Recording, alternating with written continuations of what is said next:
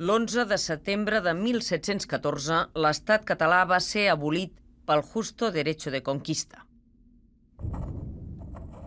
Desapareixien totes les institucions catalanes que havien funcionat des del segle XIV. El sistema polític català, que donava veu a les classes mitjanes, va ser substituït per un nou model absolutista i militaritzat. Començava una repressió sense precedents, amb detencions, amb execucions, amb un exili massiu, amb un càstig fiscal que multiplicava els impostos per 7, amb la voluntat d'imposició de la llengua castellana, amb l'abolició de totes les universitats i amb la construcció de la Ciutadella. Felip V va fer construir una immensa fortalesa destinada a evitar, per sempre més, una nova rebel·lió dels catalans. Per construir-la, calia enderrocar 1 miler de cases. Les noves autoritats van obligar els veïns a derruir les cases on vivien.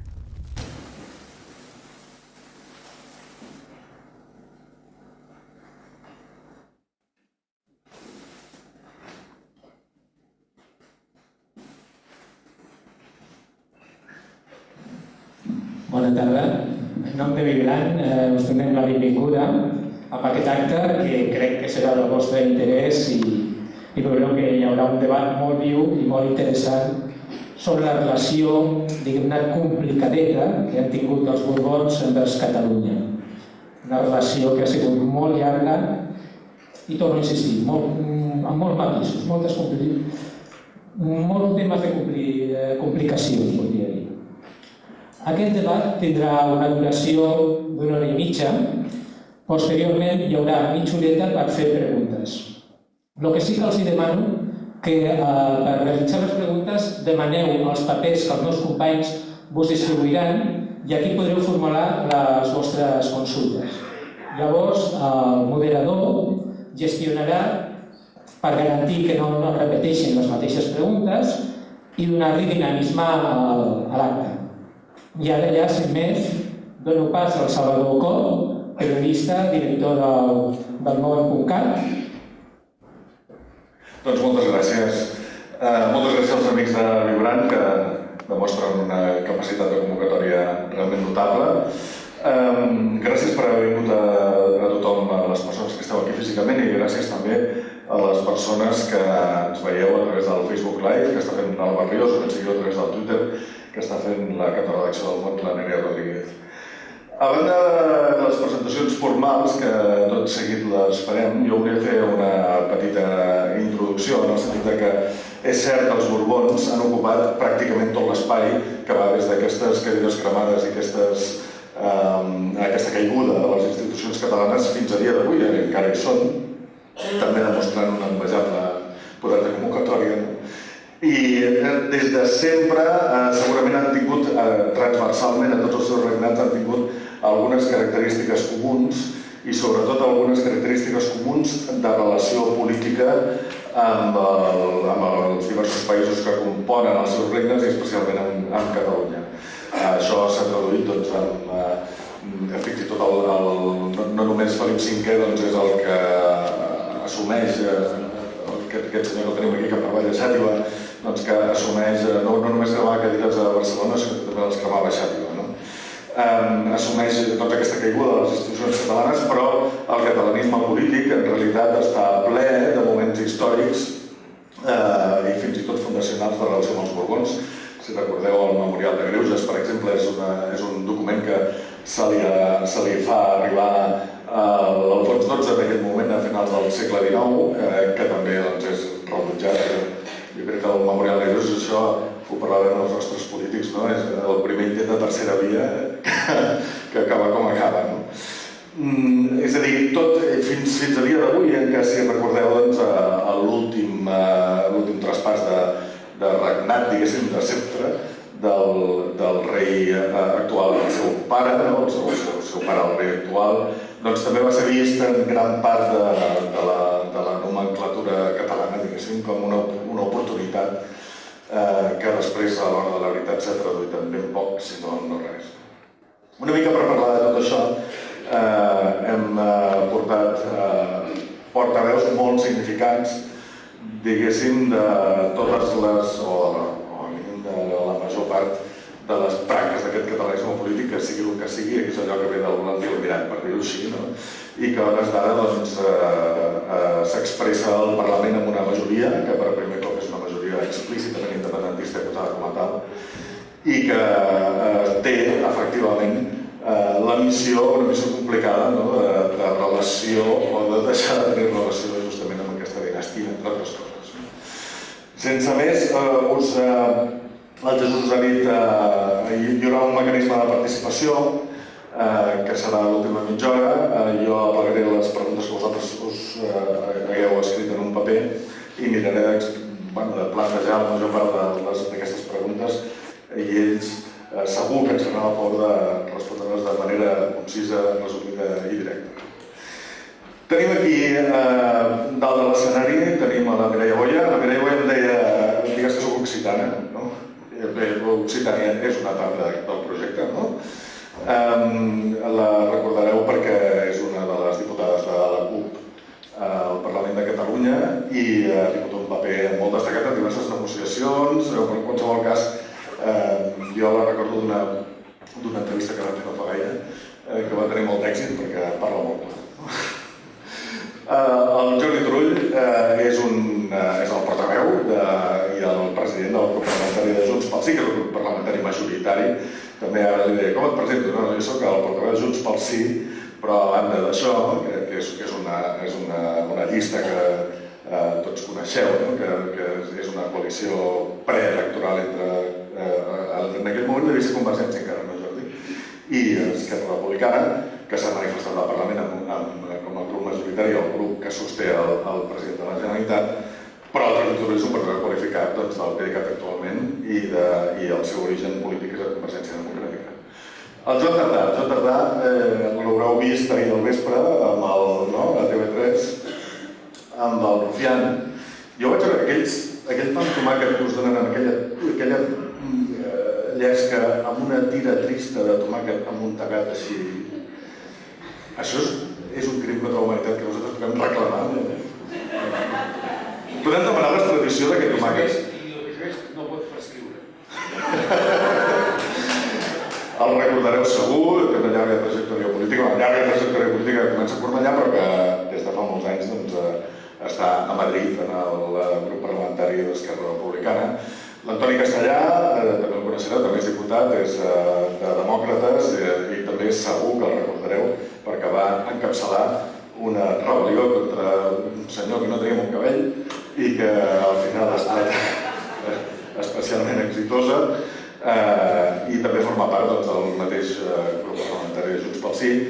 I el Santiago Espot també segur que el recordeu perquè ara ja també parlàvem amb ell abans.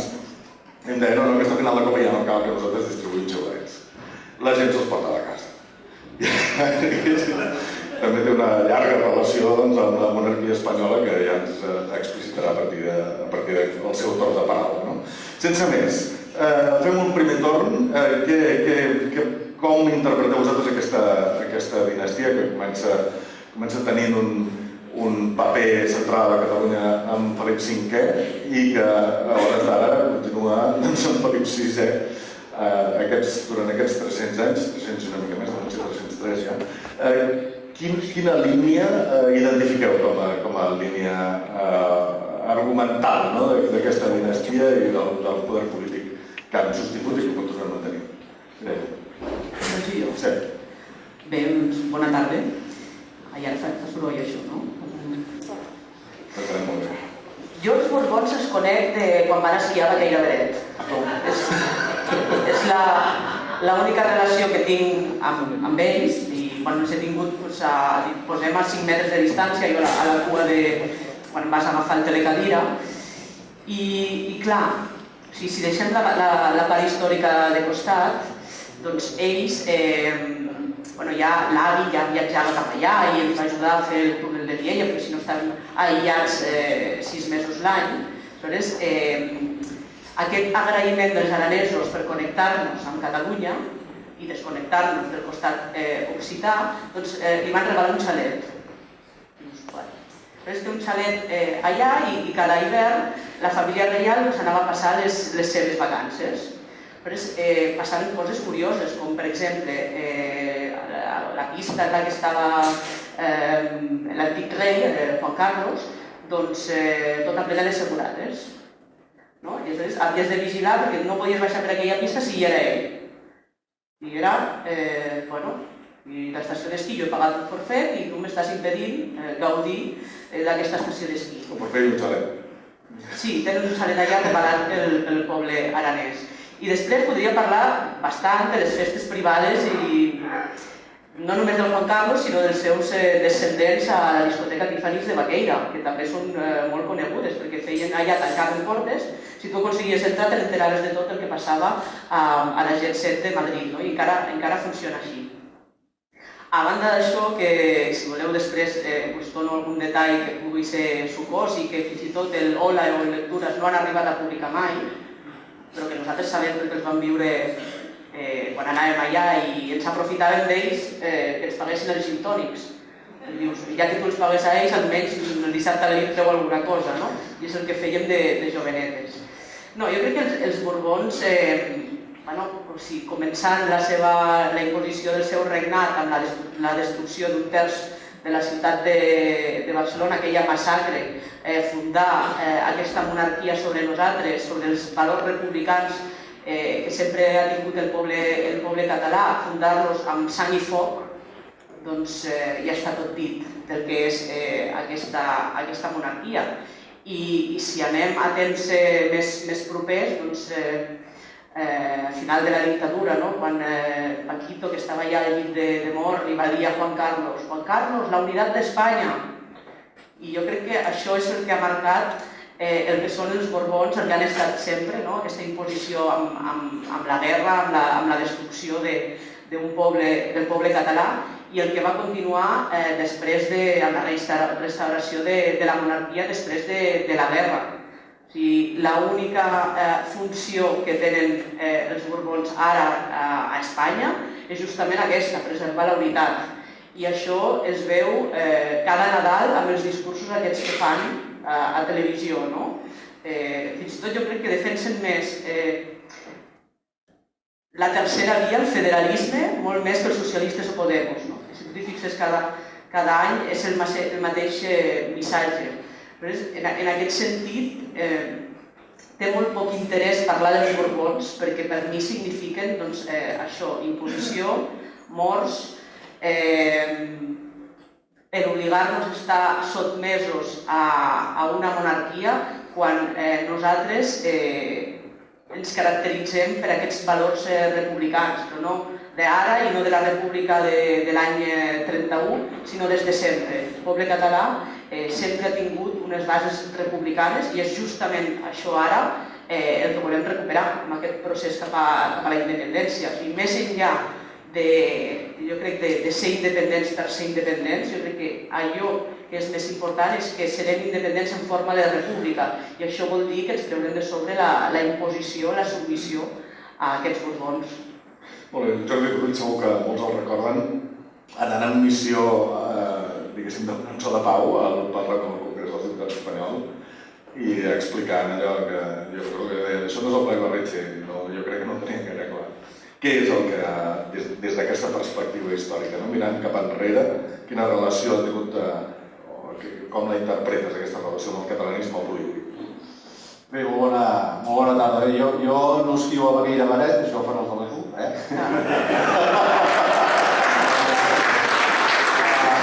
Per tant, jo no els he conegut, com molt pots haver coincidit a Sarrià. No.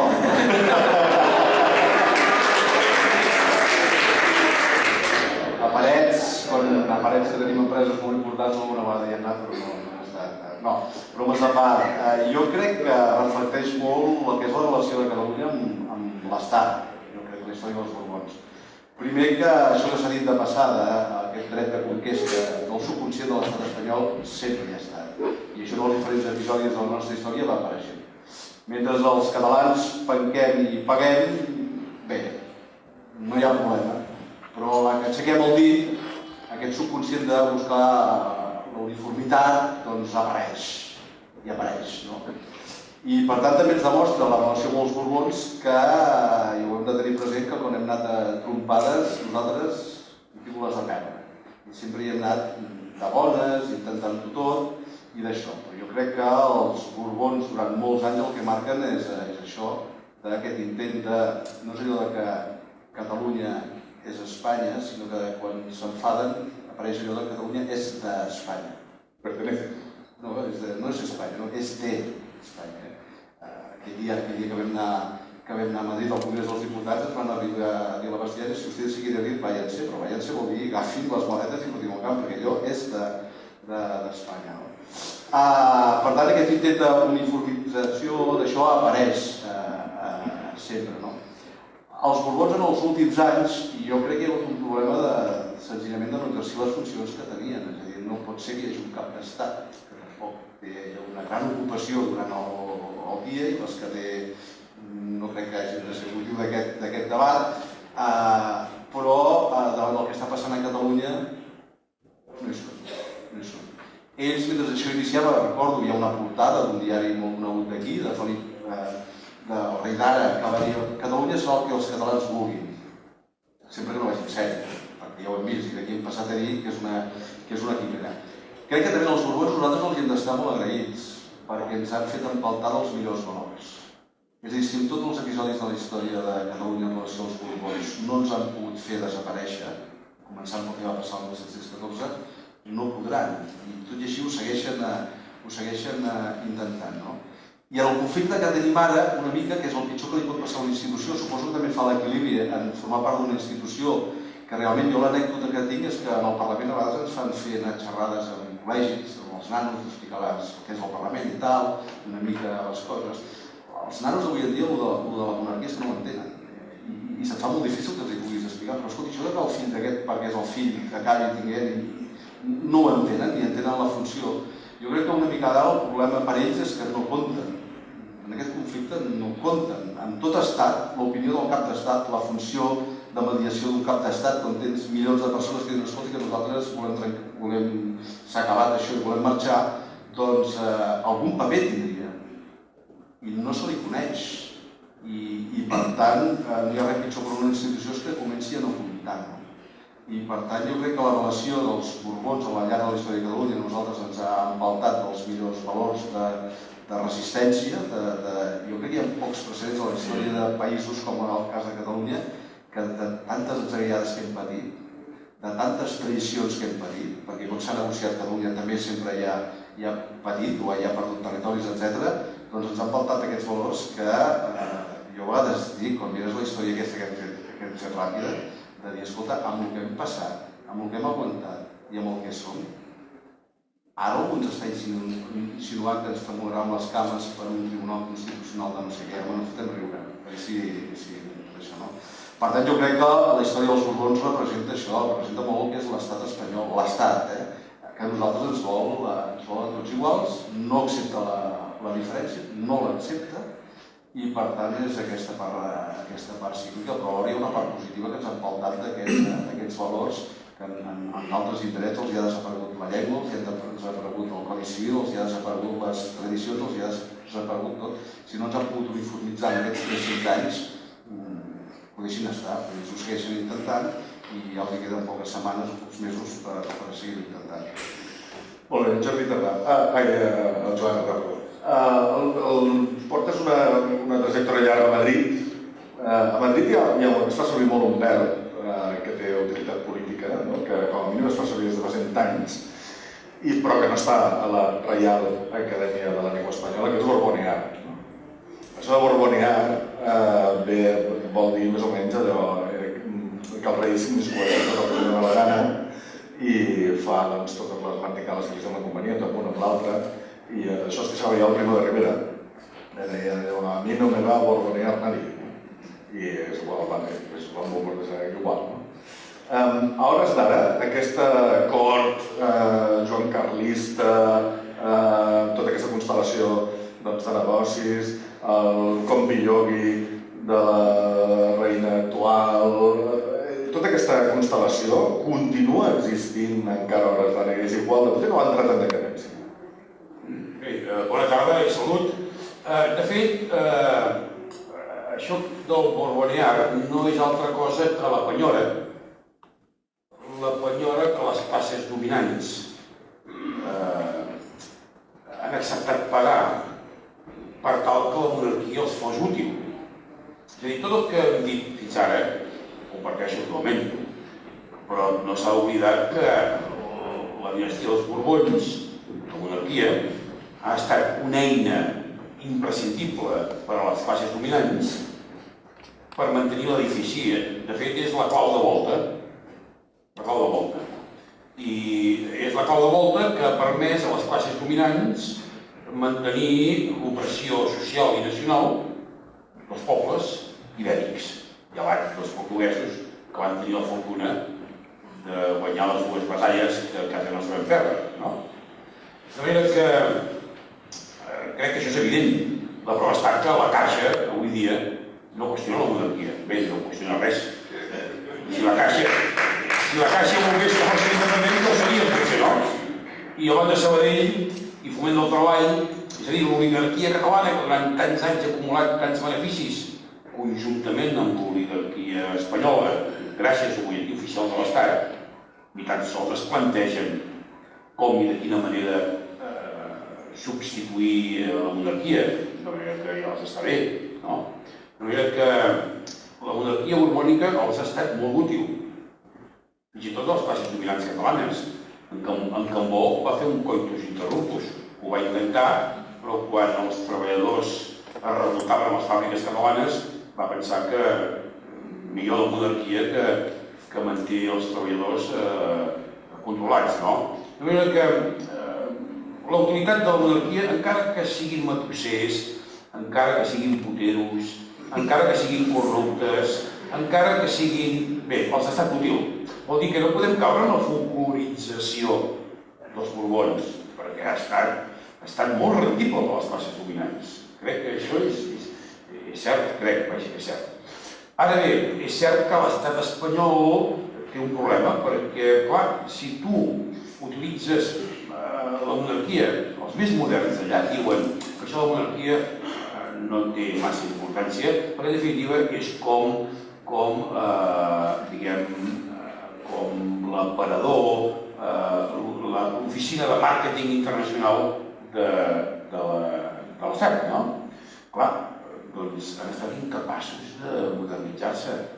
Jo mateix, i perdoneu que parli d'Esquerra Republicana de Catalunya, vam haver d'anar al Tribunal Europeu de Drets Humans i abans del Tribunal Constitucional perquè fa 4 dies encara les preguntes que entràvem al Congrés dels Diputats sol·licitant que el Parlament, que és qui aprova els pressupostos generals de l'Estat, quan acabés l'exercici de cada any, natural dels comptes de l'Estat, ens presentessin la liquidació pressupostària de tots els recursos esmerçats en el manteniment dels Borbons. I això se'ns nega, no? I encara avui dia hi ha una absoluta opacitat. O, per exemple, el rei d'Espanya, el d'ara i el d'abans, tot i que ho hem reclamat potser manta vegades, encara es neguen a demanar perdó en nom de l'Estat per totes les vulneracions, els crims contra la pau, els crims de guerra, els crims contra la humanitat comesos per l'espanyol.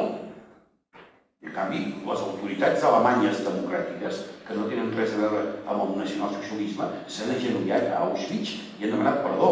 Doncs el rei d'Espanya, en nom de l'Estat al segle XXI, es nega rotundament, i quan ho hem reclamat i ho reclamem des del faristol, es posen histèrics, se senten insultats.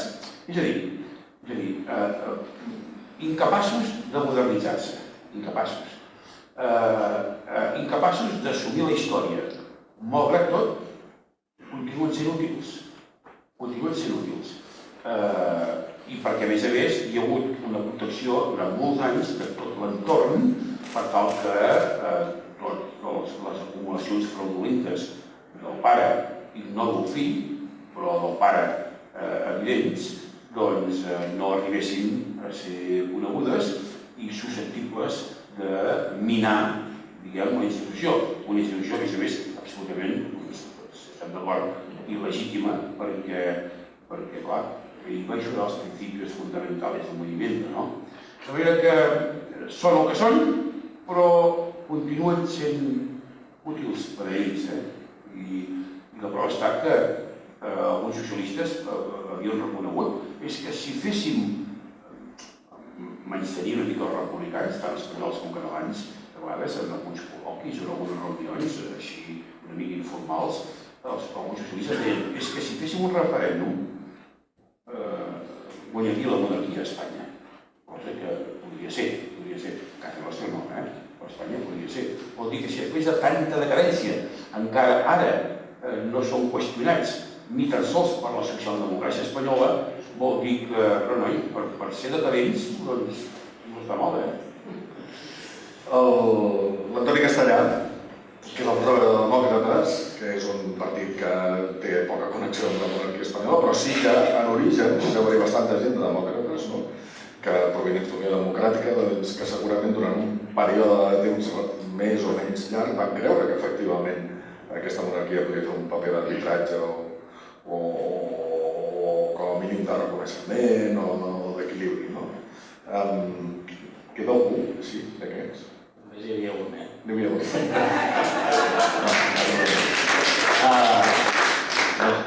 Bon vespre a tothom. Però estava ben col·locat. Ja, sí, molt. I gràcies a l'Ivan per organitzar aquest debat. No, en el fil conductor, i agafarem el que em deia Salvador i el que deia el Joan ara, és a dir, la Unió Democràtica, de fet, la Unió Democràtica neix a l'any 31 i per tant és un partit republicà. I de fet, a més, en Carrasco i Formiguera participa, és un dels tres que participa en el pacte de Sant Sebastià per fer fora la monarquia.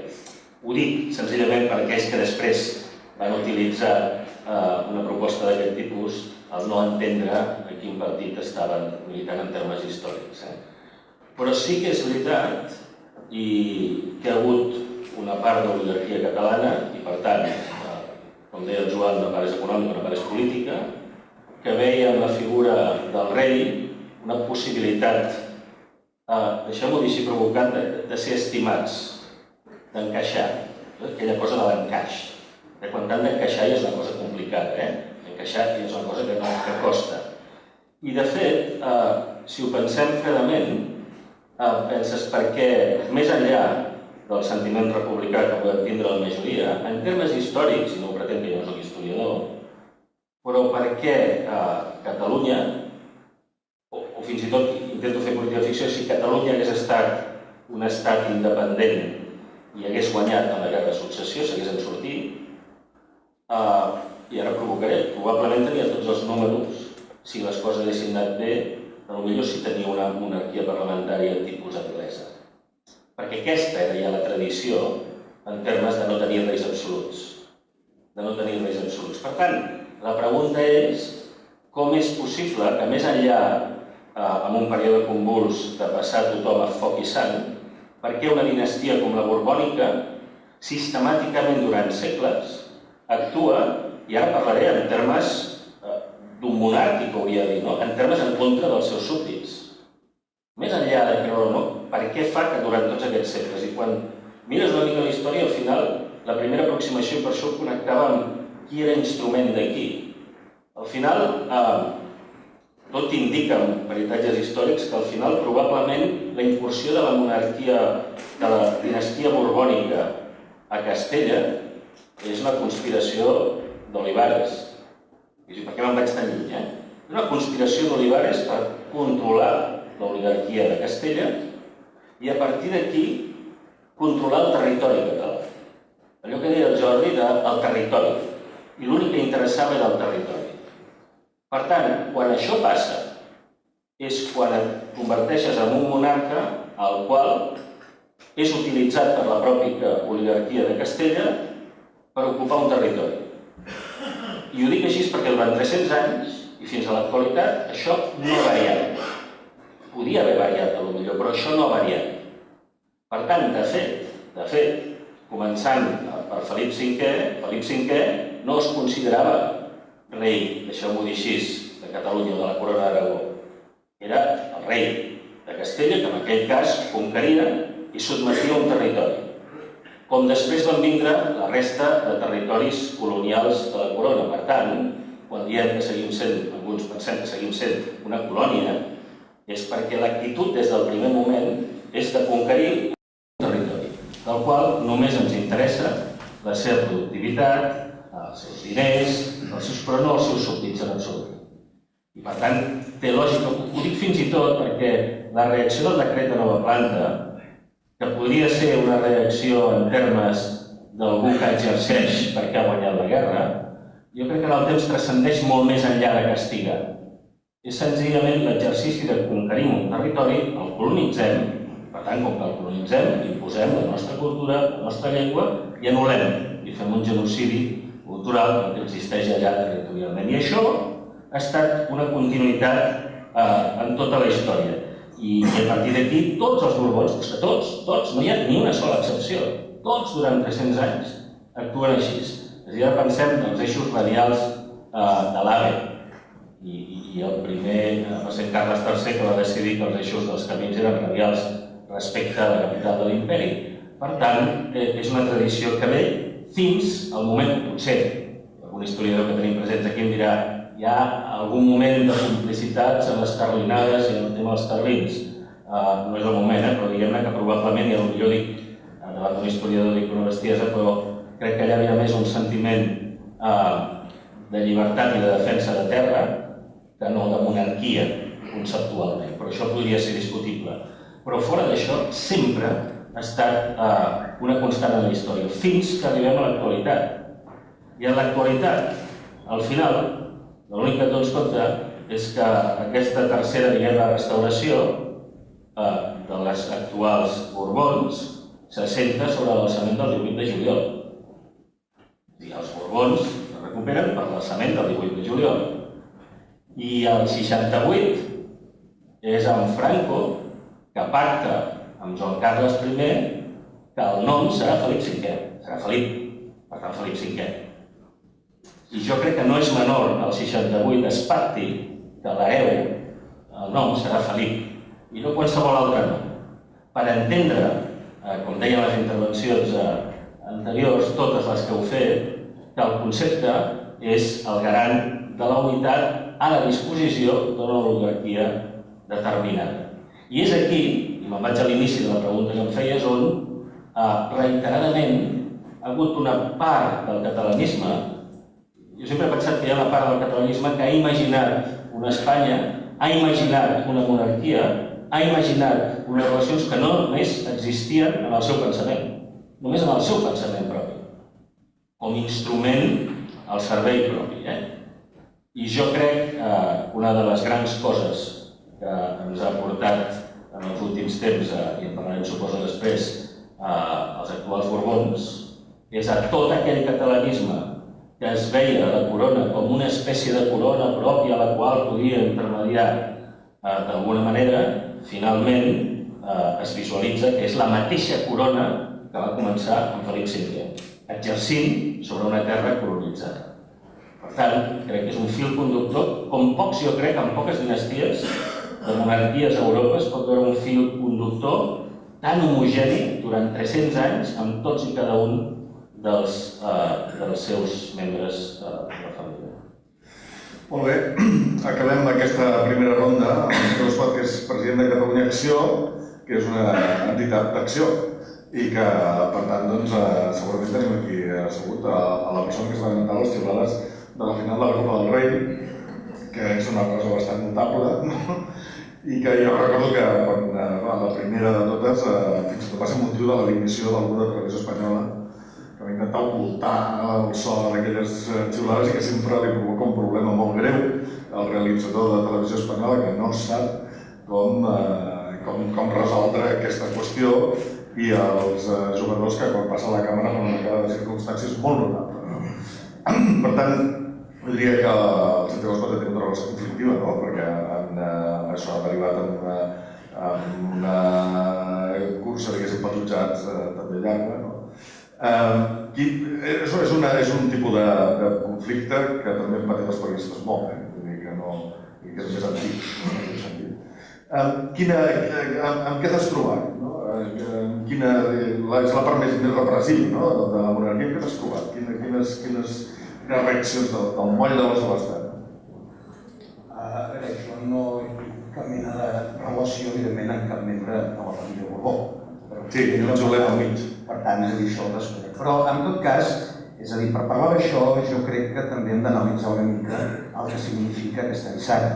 La família Borbó no és una família que s'hagi caracteritzat al llarg de la història per, diguem-ne, la seva intel·ligència política, el seu amor a la cultura o la seva notable capacitat d'expressió. Més aviat, la família Borbó és una família que ha estat caracteritzada fonamentalment pel cretinisme polític, per la depravació moral i per un afany d'omplir-se les butxaques a costa del poble. Aleshores, esclar, quan analitzes o mires una mica la trajectòria, des d'aquest que tenim avui aquí representat, Felip V, que va morir de boig, tenia unes demències absolutes, aquest personatge, passant per Ferran VII, que era un personatge que patia mania persecutòria, que era un tipus cruel, un tipus abjecte. Continuant per Isabel II, que les seves ànsies sexuals les combinaven amb deliris místics, una cosa que ni els teòlegs ni això s'expliquen. O acabant amb Alfons XIII, que va fer matar 25.000 persones al desastre de l'Armada. Una mica aquest és el retrat de la família Borbó. Però aquests potser ens queden una mica de lluny i caldria fixar-nos amb els més propers. I aleshores, aquí el diputat castellà parlava del nom de Felip. Jo crec que convé recordar una anècdota que es va produir poc després que Franco nomenés successor a títol de rei, quan Juan Carlos I va anar a visitar el doctor Trueta, poblenover, un il·lustre, per cert, a Londres per tal que li curés una mena de lesió que havia tingut. No sé si era aquella o fent el salt del tigre, no ho sé, en tot cas el van a veure i el doctor Trueta el va atendre. Finalment li va preguntar a l'acabar la visita, ja vostè que és un republicà notable, una persona de trajectòria, diu, doni'm un consell per agradar els catalans. I el doctor Trueta li va dir, home, diu, sobretot si té un fill, no li posi Felip. I li va posar Felip. Clar, aquest és un exemple de cretinisme polític. I aquest personatge, i hem de dir-ho, durant 30 anys, bona part de la classe política catalana li va riure les gràcies. Bona part de la classe política catalana li va riure les gràcies. Llavors, esclar, quan veus, diguem-ne, que passen aquestes coses, també ho pots entendre, perquè, esclar, 40 anys de patir aquell energumen sanguinari de Franco, als catalans moltes vegades li semblava que era la Mare de Montserrat, aquest Juan Carlos I. Però, en definitiva, el personatge en qüestió és un personatge d'aquestes característiques. I quan dic això que se li va riure les gràcies, doncs això també es va traslladar en moltes ocasions al poble. El poble a vegades també és víctima, vulguis que no, de les campanyes que es fan a través de mitjans, de comunicació, i abans el Salvador deia que havien patit aquesta mena de censura per tal d'evitar les crítiques a la monarquia borbònica. Però bé, en tot cas, hi ha una frase d'un home que no és precisament de l'esquerra radical, ni és un home independentista, que jo crec que els catalans ens haguéssim hagut d'aprendre abans, que és Cánovas del Castillo. Cánovas del Castillo va dir que els espanyols s'havien de fer perdonar 4 coses davant de la resta del món. La primera, la intolerància religiosa. La segona, els pronunciamientos. La tercera, la bala. I la quarta, als Borbons. Per tant, jo crec que val la pena analitzar aquesta família, el pes que té actualment a la política espanyola, perquè evidentment no són una gent que estiguin disposats a deixar perdre Catalunya de qualsevol manera. Més que res, perquè són una gent que, com deia també un altre intel·lectual espanyol, Pérez de Ayala, un dels pares de la Segona República Espanyola, pares teòrics, ja deia que els Borbons ni aprenen ni obliden, i els han fet fora 3 vegades. I el que no estaran disposats és que una 4a vegada els puguin fer fora.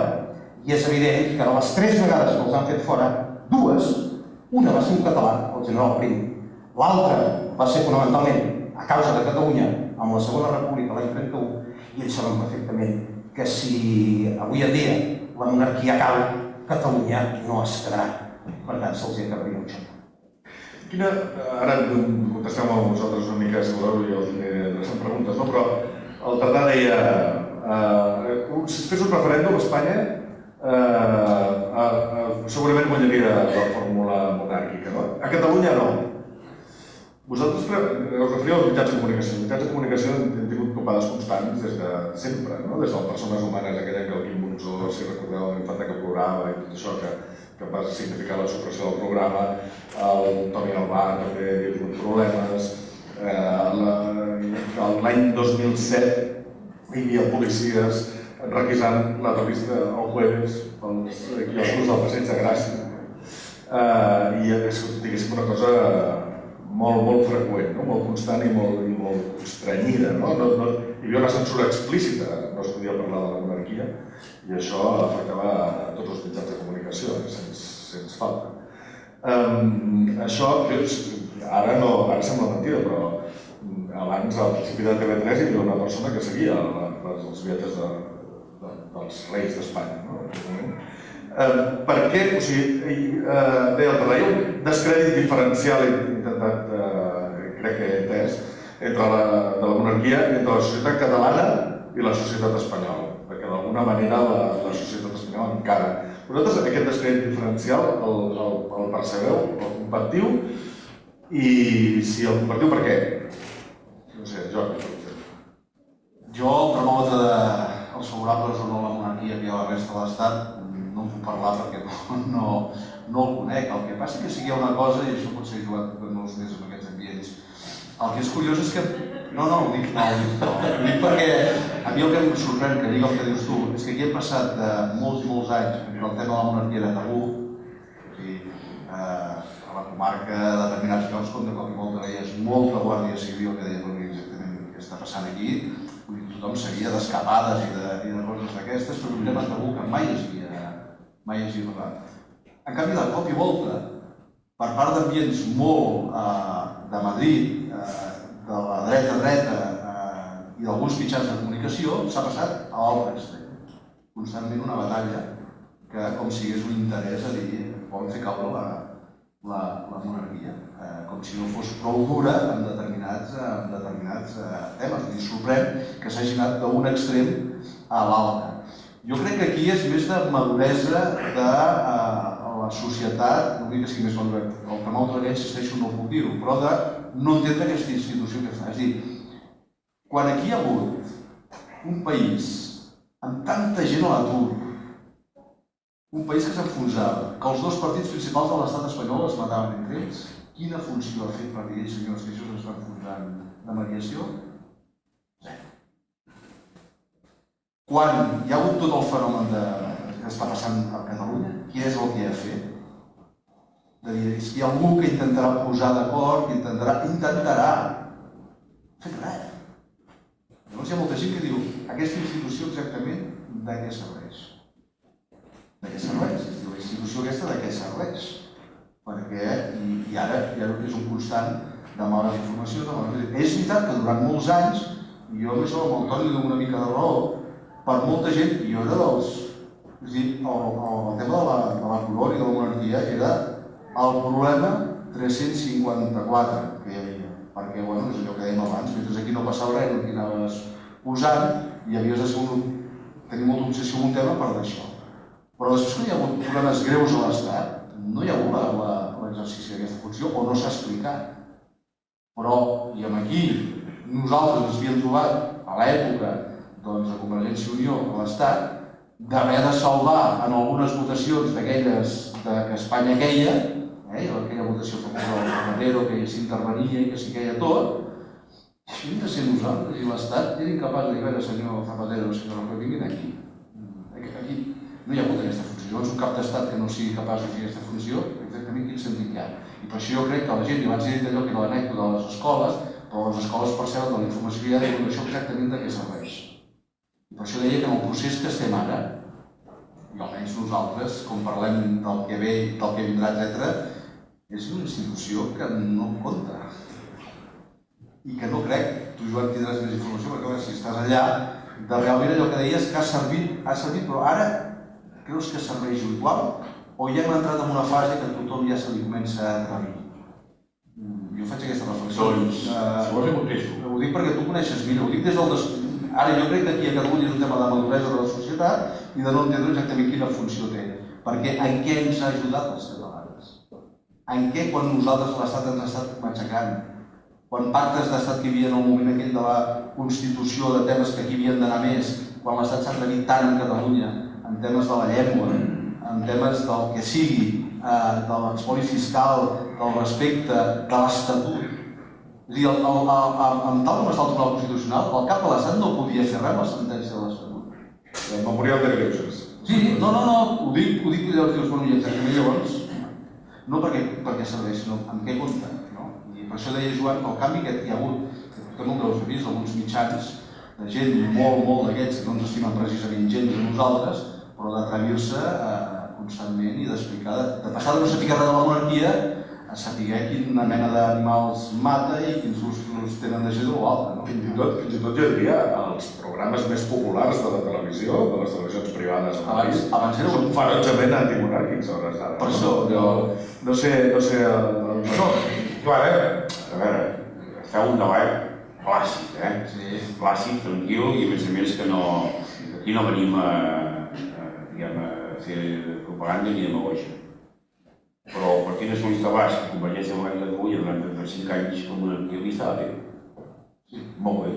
De fet, jo recordo que quan nosaltres entràvem preguntes i ens les rebutjaven la mesa del Congrés, hi havia nacionalistes bascos i catalans a la mesa del Congrés.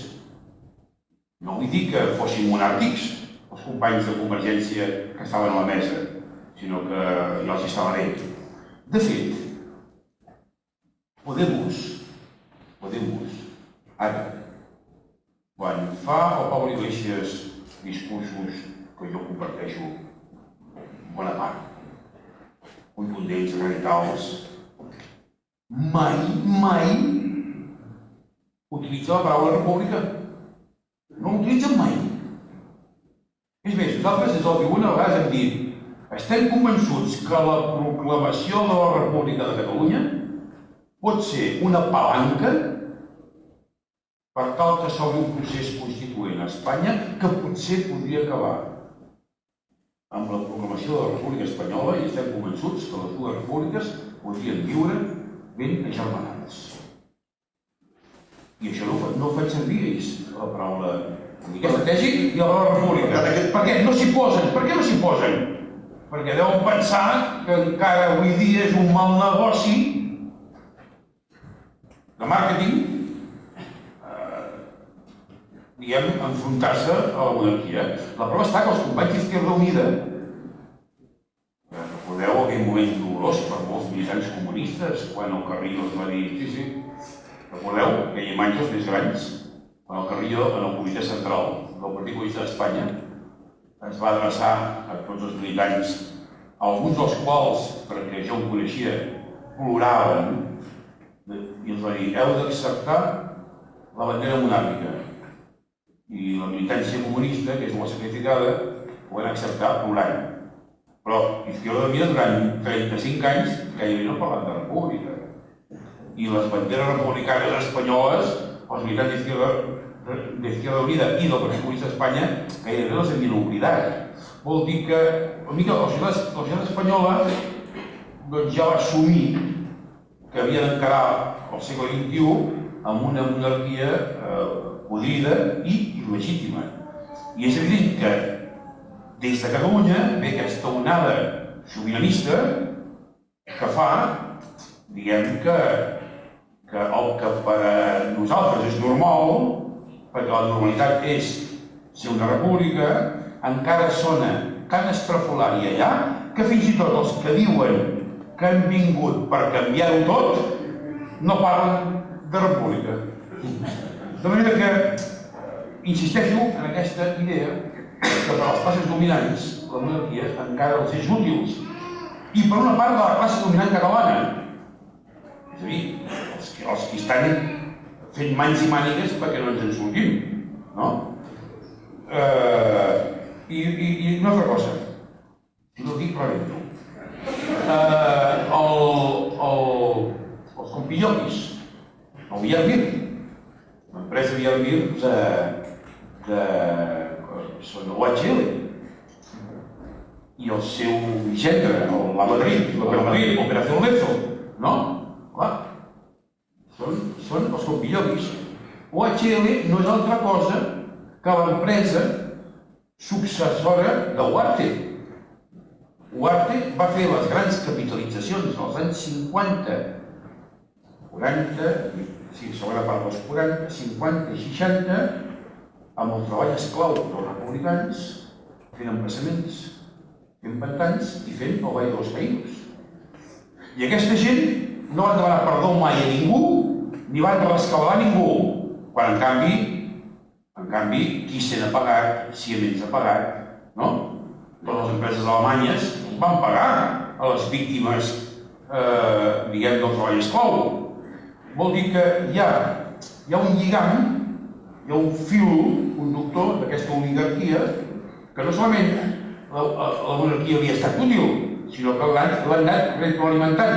I han estat els que han imposat als mitjans de comunicació el silenci d'anys i panys, silenci, de no parlar dels negocis del rei, no? Si tenia accions en vaixells que transporten gas, o tots els seus negocis acompanyant industrials del sector de l'armament. I ara què se'ns va acceptant, els d'allà, És que jo diria que justament ara, clar, com hi ha una descomposició accelerada del sistema polític i judicial espanyol, raó per la qual ells es creien que només emergiria la corrupció dels masovers, perquè des d'en Pujol fins en Correa són els masovers. La corrupció, la caça major, la corrupció dels senyors, és la corrupció de les oligarquies, aquests que decideixen quan s'ha de comprar, quan s'ha de construir una autopista, quan s'ha de construir un dipòsit de gas, on s'ha de construir, sota quines clàusules, i que a més tenen el poder econòmic suficient com per fer, com han fet en aquests pressupostos generals de l'Estat, de garantir-se que en cas que la inversió no resulti rendible, l'Estat els rescabalarà. Hi ha 3.500 milions d'euros en els pressupostos d'enguany per rescatar les autopistes radials de Madrid. Vol dir que es va fer un gran favor quan van dir els compilloquis, perquè veus que tot forma part de la mateixa, en termes podemites, de la mateixa casta. Mireia, jo crec que esteu tots d'acord que el moment d'inclusió de la imatge pública va ser la foto de l'elefant. Esteu d'acord? Jo crec que no. Jo reivindicaria que l'independentisme sempre ha trencat el tabú de criticar, de ficar-se amb els Borbons. I vull recordar el MDT als anys 80, ja feia els seus cartells convocant a manifestacions o a tancades insultant els Borbons.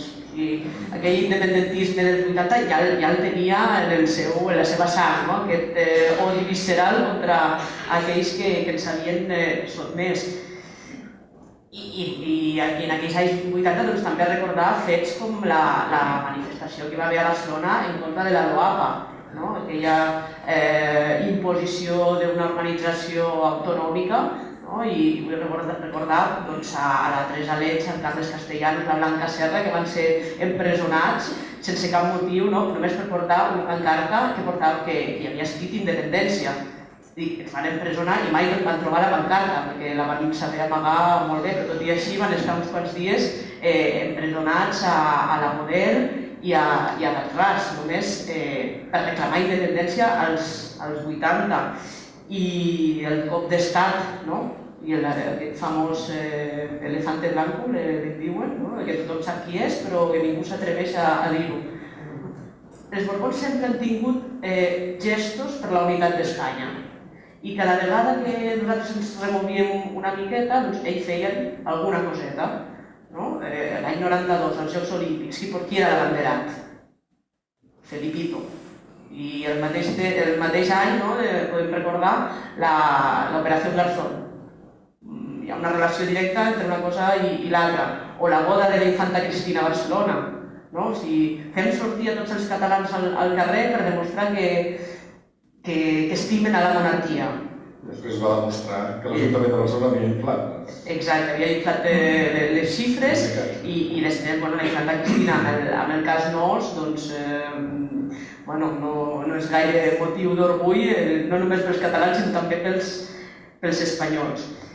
I jo crec que en el moment en què estem ara, on els primers passos del procés, Felip VI ja va enviar a publicar una carta que ja posava en alerta de que els catalans s'estan tornant a animar una altra vegada.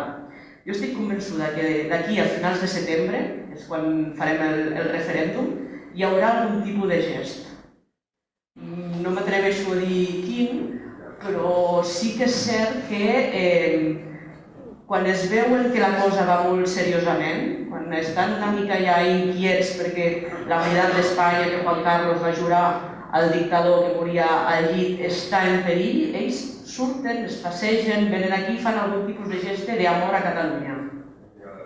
El que passa és que com que ja n'han fet tants i ja sabem que aquests gestos són falsos, doncs nosaltres no ens els creurem. I jo espero que cap ni dels assistents aquí ni de tota la gent que surt el 11 de setembre sigui capaç de creure que quan Felip faci el gest, perquè jo estic convençuda que el farà quan es vegi que el referèndum ja és imminent i que ja s'ha aprovat la llei que el convoca al Parlament, ell farà aquest gest. El farà, el que passa que ho està retardant al màxim. Ja veurem en aquest moment. En tot cas, jo és que... Sí. No volia dir així, però sí. A veure, parlava en Joan Tardà sobre els companys de Podemos, companys vostres, en el Parlament espanyol. A Espanya, de republicans, n'hi ha 4 i el cap, com a màxim. I dic això, entre altres coses, perquè els màxims representants que podrien ser del republicanisme espanyol, els Podemos, ara no fa pas gaire, fa un any aproximadament, Pablo Iglesias va fer unes declaracions en les quals deia, lloava la lucidesa de Felip VI, lloava la seva intel·ligència política perquè deia que s'adelantava el personatge a les conseqüències de la crisi que en aquell moment es podia viure. Plantejava gairebé com una mena de Winston Churchill que resideix al Palau de la Sarsuela. Fins i tot deia que si es fessin unes eleccions com a cap d'estat, segurament guanyaria perquè té la simpatia de la gran majoria del poble espanyol. Només fa falta que li faci la campanya electoral, com Pablo Iglesias a Felip VI. Per tant, l'esquerra espanyola, abans que esquerra, és espanyola. I el que sap perfectament és que la monarquia borbònica, com abans s'apuntava aquí, no sé si era la diputada Boya que deia que Franco, que li va dir a Juan Carlos I, va ser solamente os pido una cosa, que és que se mantenga la unitat d'Espanya. Això s'ha agafat i s'ha traslladat al fill. I el fill el que farà és mantenir la unitat d'Espanya. Perquè saben perfectament, entre altres coses, que si torno a repetir, que si hi ha una república, Catalunya no s'hi quedarà, o sigui, serà un desmembrament que facilitarà la independència de Catalunya. Per tant, l'esquerra espanyola, abans que republicana, és espanyola. I el que vol és mantenir la unitat d'Espanya, en aquest sentit. Jo crec que els catalans haurien d'aprendre més història, sobretot a l'hora de parlar, diguem-ne, de la política nostra respecte, en aquest cas, als Borbons. Perquè la veritat és que se'ns va advertir durant molts anys per part de colons d'aquest poble del que significava la monarquia borbònica. Se'ns va advertir. I, en efecte, en Joan Tardà tenia tota la raó. Durant molts anys, partits polítics catalans, representants de Madrid, ja ben anava bé, això de la monarquia borbònica. És més, fa només 2 anys, Catalunya Acció va agafar, va tenir la iniciativa de plantejar la retirada de la medalla d'or de la ciutat de Barcelona a Cristina de Borbó. I Salvador Cot ho recorda perfectament. No fa ni 2 anys, si no recordo malament. Convergència va votar en contra. S'ha retirat una medalla. I no és un retret ara, però sinó que és el fet que aprenguem una mica i saber, entre altres coses, qualsevol consens o qualsevol entendre amb aquesta gent que representen aquesta idea de la unitat d'Espanya és una cosa absolutament inviable. La monarquia borbònica, sense cap mena de dubte, és el principal enemic de l'independentisme català, per 2 raons. Perquè continua amb un encàrrec de Franco. Franco li va dir a Juan Carlos, i Juan Carlos segur que li de Felip, i també per la raó que la independència de Catalunya podria significar perfectament la fi de la monarquia borbònica. I ara que estem en un procés judicial, o estem en processos judicials que afecten a bona part de la nostra classe política, caldria recordar que l'article 117.1 de la Constitució espanyola diu que la justícia s'administra en nom del rei. Per tant, aquest matí, el Tribunal Superior de Justícia de Catalunya, allà, el president de Forcadell, hi ha anat perquè la justícia l'administra en nom del rei. Per tant, en definitiva, qui castiga l'independentisme és el rei. I ara que diuen, o entrarem en fases de desconnexió, seria bo començar-se a desconnectar per dalt, per la monarquia borbònica. I seria convenient, entre altres coses, que el president de la Generalitat abandonés, dieu-li de part meva, sisplau, abandonés la vicepresidència d'honor de la Fundació Princesa de Girona. Perquè seria una manera de veure que realment aquest procés de desconnexió va de debò. Molt bé, Castellà, no suspecte de l'atenció d'això que deia la Mireia Boyeras de la CUP, diguéssim, que hi va un gest, un gest públic, explícit. No sé si compartiu aquesta idea. És possible, però jo crec que la desconnexió és tan gran que probablement el que ells, i deixem-ho dir ells, que el rei és ells, el que l'Estat pensi, en aquest cas que l'Estat i el rei pensi que fora una proposta absolutament generosa, probablement en termes generals ens semblarà ridícul. I jo crec que aquí no haurem de patir molt possiblement és l'últim ridícul que faran abans que exercim el dret d'autodeterminació. Però precisament a mi de la desafecció o no de la figura de la monarquia, deia una cosa al Joan, no sé si dir-ho, no sé si es pot dir alguna més bèstia que tu, però no, va en la línia del que deies. Jo crec que probablement, i deixeu-m'ho dir així, en termes espanyols, si es comença a posar en dubte, societat, a nivell de les Espanyes, la figura de monarquia probablement, deixem-ho dir així, pot ser conseqüència de 35 anys d'educació pública i internet. És a dir, s'han passejat tant a la bèstia. Al final, després de 35 anys, no és tan fàcil manipular la informació, no és tan fàcil dirigir un discurs determinat i al final la democràcia, agradi o no, fa que al final tinguem més criteri en termes generals. Ara, probablement perquè hi ha tot un inici en el qual es crea un imaginari col·lectiu en el qual la figura del rei Joan Carles és aquell que va permetre la transició democràtica.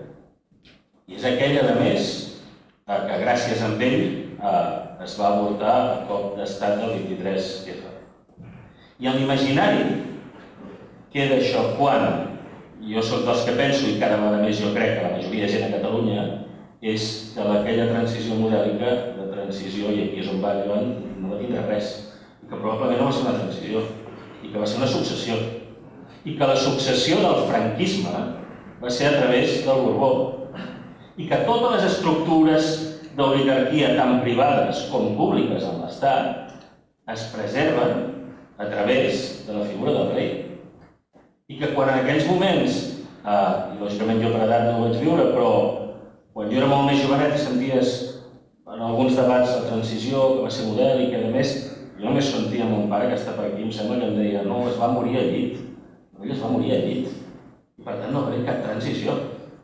El que va haver una successió la qual probablement era insostenible en aquell marc, diguem, en aquest marc occidental, no fer-ho a través del sistema democràtic perquè hi hagués hagut una revolució, però hi ha una successió.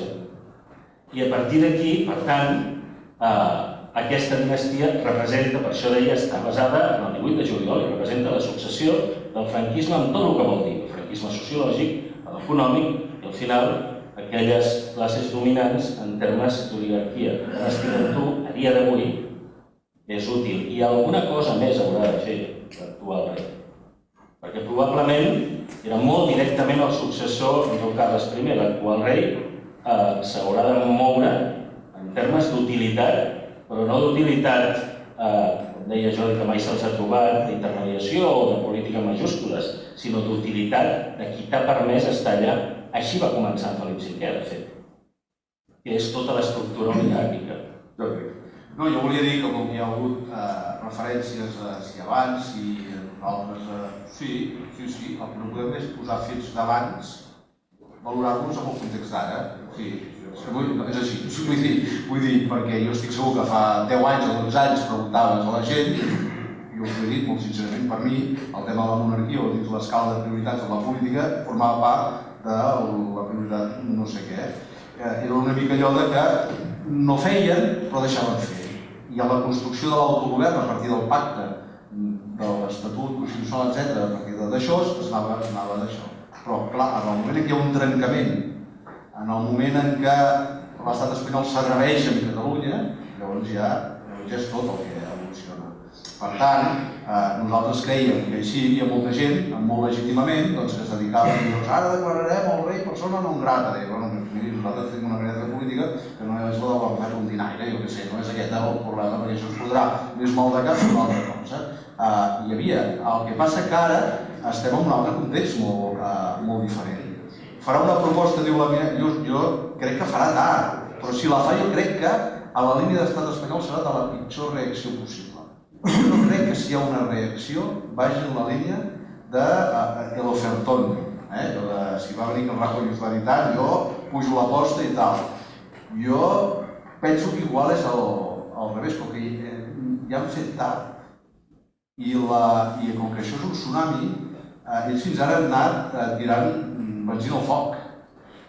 I apareix sempre diuen allò que el foc el pots parar, l'aigua no. L'aigua no. I el que hi ha aquí a Catalunya és un tsunami. Però ho dic perquè de retrets, escolta, el que vulgueu i nosaltres assumim les decisions que en el moment es prenen, però el que no podem és posar en el context d'ara que viu Catalunya, situar-hi fets de fa 10, de fa... Jo no penso... Jo no vull veure això. T'ho dic perquè... La realitat no fa un any i mig. No, però ho dic perquè inclús si situes el casament de l'infanta quan es va casar a Barcelona, el nivell d'animadversió que hi havia respecte a la infanta a Barcelona en aquella època, que va dir, escolta, jo me'n vaig d'allà, vinc cap aquí, em moc per Barcelona, no sé què, tal i qual, a tal, no era massa alt, perquè també entre això i el silenci informatiu que hi havia de moltes coses que la gent no sabia, jo ho vaig a dir, la percepció d'animadversió, si volem, però el nas deia que aquest no era un problema per la gent. El tema d'ara és que el problema que hi ha ara és de per què serveix aquesta institució. És a dir, si en els moments de greus crisis i en el moment d'una greu crisi d'estat, com és aquesta, que saben, escolta, i ho saben, i segurament aquí, i aprofito per saludar, deu haver-hi algú del CNI, i hola, què tal, i saludar.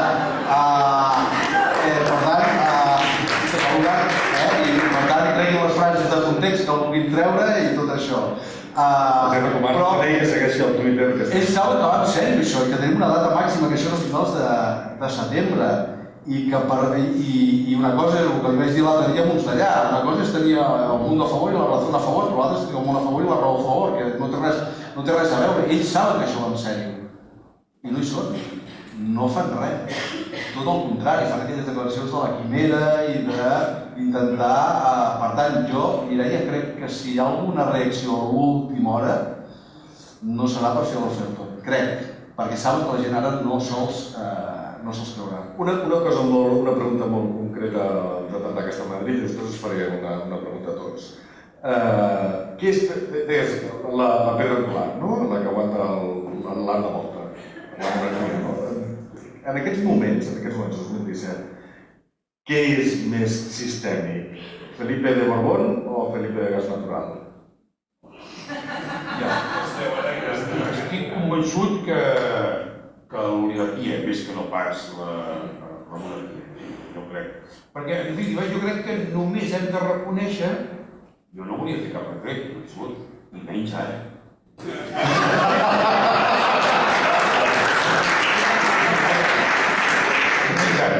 Però jo només, és a dir, hem de ser conscients que la Constitució espanyola ens va encolmar 4 rotlles. Dures, que són les mateixes que tenim ara, les mateixes. Preeminència de la llengua espanyola. Impossibilitat d'articular els diferents territoris de la nació catalana, cosa que bascos i navarresos a la porta del darrere sí. D'acord? Negar-nos el dret a l'autodeterminació i la monarquia borbònica. 4 rotlles. Malgrat tot, el poble de Catalunya, llevat de 4 que aleshores eren molt joves i 4 avis, la majoria de la ciutadania catalana va dir sí a la Constitució. O no? Evidentment, hi ha tot un argumentari llarguíssim que explica el per què la majoria del poble de Catalunya va dir sí a la Constitució. De fet, el que estem, per això estem tan il·lusionats els catalans d'ara, és perquè qui ens havia de dir que, recordeu el tercer punt de l'Assemblea de Catalunya? Quin era el tercer punt de l'Assemblea de Catalunya? L'autonomia per què? Però és més llarg, El que passa que no... Exacte, per arribar a l'autodeterminació. Era el tercer punt de l'Assemblea de Catalunya. El que passa que deia llibertat, amnistia, autonomia. Però el tercer punt no acabava amb l'autonomia. Per assolir l'autodeterminació. Aleshores, després de 35 anys, la història torna a plantejar, i no com una farsa, que deia Marx, torna a plantejar els problemes que no vam saber resoldre l'any 78. Vol dir que, inevitablement, és cert que encara que siguin secundaris, inevitablement, si s'obre un procés constituent a Catalunya, és evident que serà per enderrocar la monarquia espanyola. I, a més, si diguem, a Catalunya inicieu un procés constituent que culmina amb la proclamació de la República Catalana, les que té del 78, tot es sacsejarà tant, que totes les peces, o moltes de les peces de les que queden, trontollaran. Per això nosaltres, que jo, permeteu que parli a mi, em mantenim molts lligams amb el republicanisme espanyol, minoritari, certament, però molt coneixent. Estan, sí, minoritari, la gent d'izquierda castellana, la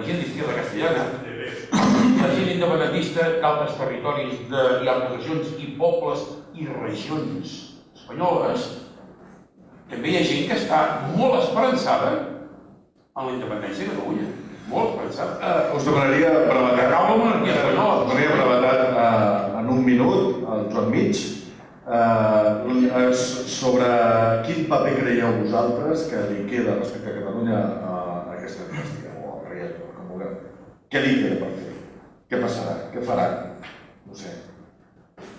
A veure, jo torno, com que soc molt tossut, torno a manifestar que la retirada de la medalla d'or de la ciutat de Barcelona, com a ciència facultària, que fa un any i mig, quan estàvem immersos en un procés independentista i tothom sabia les matingades de la família reial. I no és com a retret, és perquè no tornem a caure en els mateixos errors. Simplement això. Respecte al fet que la monarquia borbònica o Felip VI faci algun gest, no farà absolutament res.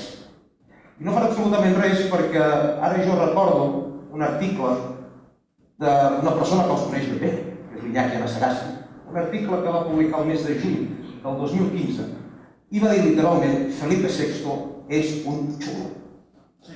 És un xulo perquè se'n va anar a París, a l'Institut Cervantes, que era on hi havia, o sigui, el mateix edifici, era el Palauet, que la Gestapo va requisar el Partit Nacionalista Basc, que el va comprar a l'any 1936, a la Didacària. I ell va anar a l'Institut Cervantes i allà va exercir la seva autoritat i la seva, diguem-ne, aquí mano jo i això és nostre, i s'ha quedat. Aleshores, ja queda sagàstic, en aquest article, que ho feia una descripció, en definitiva, del personatge, fins i tot també apuntada, vull dir que feia poc que havia anat al funeral d'aquell Sartre, rei d'Aràbia, personatge nefast, que també, a més, havia convidat, havia rebut el president d'Egipte i només havien parlat de negocis, perquè aquest acabarà com son pare sent un comissionista, o com el seu avi, que era comissionista de l'empresa Krupp Alemanya, que va acabar donant suport al nazisme. Vull dir que, en definitiva, els Borbons, si repasseu la història, sempre acaben. Interpreto que no, cap mal. No faran, en aquest aspecte, no faran absolutament res. Sí, jo crec que suposo que tots coincidirem. No faran res perquè és que, a més, no els hi toca, no poden fer-ho. I vaig parlar de la Constitució. La Constitució espanyola defineix que el rei és dues coses, bàsicament, el cap de les Forces Armades i és el garant de la unitat del territori espanyol. El rei és el garant, constitucionalment. Per tant, parlar del rei i parlar de l'Estat i parlar de la unitat d'Espanya és exactament el mateix. Per tant, jo no crec que tingui absolutament ni més. Seria fins i tot una trampa pensar que hi ha alguna diferència entre el paper de la monarquia institucionalment, el paper de l'Estat, el paper dels partits majoritaris, el paper de l'oligarquia fruit de les privatitzacions de l'Illa en el seu moment, és exactament el mateix i és amb això amb el qual nosaltres hi volem marxar. Per tant, com que ja has dit ja ràpidament, jo diria que és per primera vegada en 300 anys, aquesta vegada, transversalment, el catalanisme polític, no ens hem ni de plantejar pactar res, els Borbons, no ens hem ni de plantejar fer un memorial de greuges de res, ni tan sols, per primera vegada, ens hem de plantejar enderrocar la monarquia. Perquè ja no ens correspon, perquè senzillament marxem. La diferència és que marxem. I com que marxem, i no me n'alegro d'això, el problema el tindran els espanyols, però no ens hem de plantejar ja mai més després de 300 anys, si monarquia o no. El País Valencià i les Illes. El País Valencià i les Illes, no els hem de deixar perquè s'hi quedaran. Però en qualsevol dels casos, jo crec que el més revolucionari és que aquest setembre votarem, exercirem el dret d'autodeterminació, constituirem un estat i és evident que no hi ha cap altra forma d'estat que no sigui una república per nosaltres. Per tant, després de 300 anys, entre moltes coses fantàstiques de ser un estat independent i de ser una república, ens desempallegarem finalment de la dinastia borbònica. Breu, que No, estic d'acord amb ell. Doncs ja està. Els tots no vam una u. Aquí el problema no és el que pots fer, el que podries fer són moltes coses que podries fer si fes de cap d'estat d'un estat del segle XXI, però llavors tornem al que deia abans a la primera intervenció. L'estat espanyol només preveu una solució, l'estat com a concepte, només preveu una solució en el conflicte que tenim, que és la rendició. Només preveu aquesta, que és just la que ni se'ns passa pel cap. Què podia fer un cap d'estat d'un estat modern? De dir, escolta, que parli. Una cosa tant que parli. En un país en què s'ha negociat amb els de les armes, tampoc deu ser tan exagerat demanar que es negociï o es parli amb els de les urnes. Impossible. És a dir, una cosa és el que ell potser algun dia pel cap se li podia i l'altra és el que el deixaran fer. Jo no crec que faci res. I després jo ho sento molt. Jo sí que coincideixo amb el Toni Castellà de vendre-ho en positiu. És a dir, el que anem a fer ara és a construir una cosa nova, construir un estat, no anem a enderrocar no sé què, si és allò de adéu-siau, ja està, anem a fer una cosa nova, en el sentit que si ens obsessionéssim amb això d'enderrocar no sé què, com jo he dit, que defenso que precisament perquè no ha volgut pintar, no hi compta, d'això és un tema que la gent, de veritat, en tots els debats que vas cada dia per aquests mons de Déu, no sé si us passa perquè vosaltres hi aneu a molts també, del tema de la monarquia, molts actes d'aquests de l'assemblea, és que ningú pregunta, no compta. T'ho dic perquè jo crec que hem de dedicar-nos més a explicar-nos el millor que pot canviar aquest país depenent de nosaltres mateixos que anar amb coses que de veritat que ja no hi compten massa. I jo crec que aquest rei, el seu pare va passar durant molts anys a la història com haver salvat, després hi haurà allò que s'explicaran d'aquí no sé quan, però va viure molt va salvar la democràcia. Com va venir alcaldes d'haver asfaltat un carrer i 2 o 3 legislatures fa molts anys d'haver asfaltat aquell carrer, que la gent estava molt agraït, aquí durant molts anys era el que havia d'això. Ell, a canvi, no ha tingut de moment cap paper, ni el pare ni el d'ara, que hagi visualitzat de dir, escolta, aquest és un tema que és un problema d'estat. No, senzillament s'ha volgut ignorar.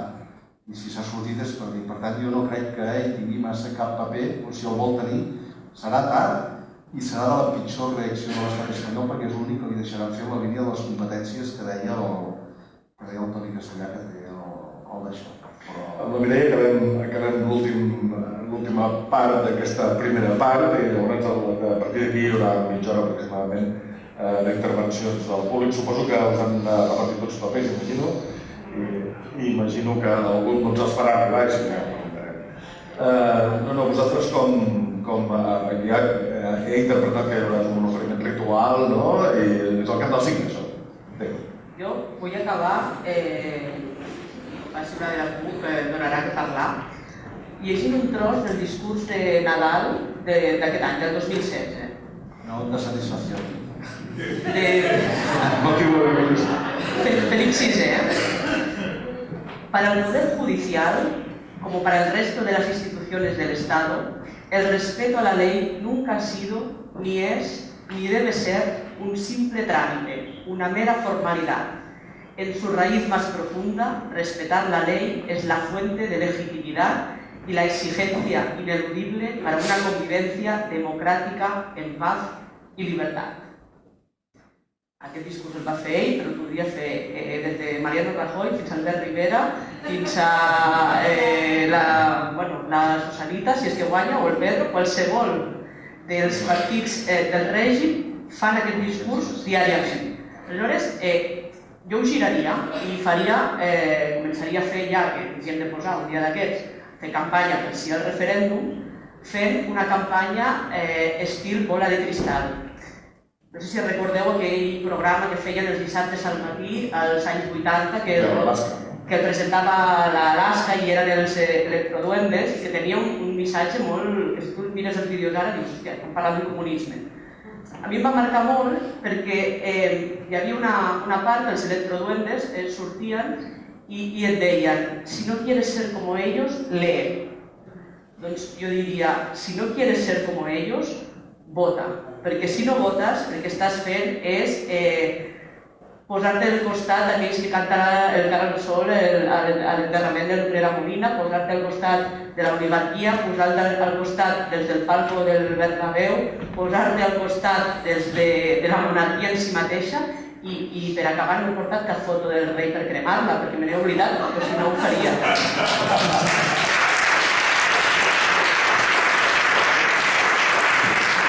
Aquest espai, al principi, l'havíem deixat per la participació del públic. No sé si algú de viva veu, diguéssim,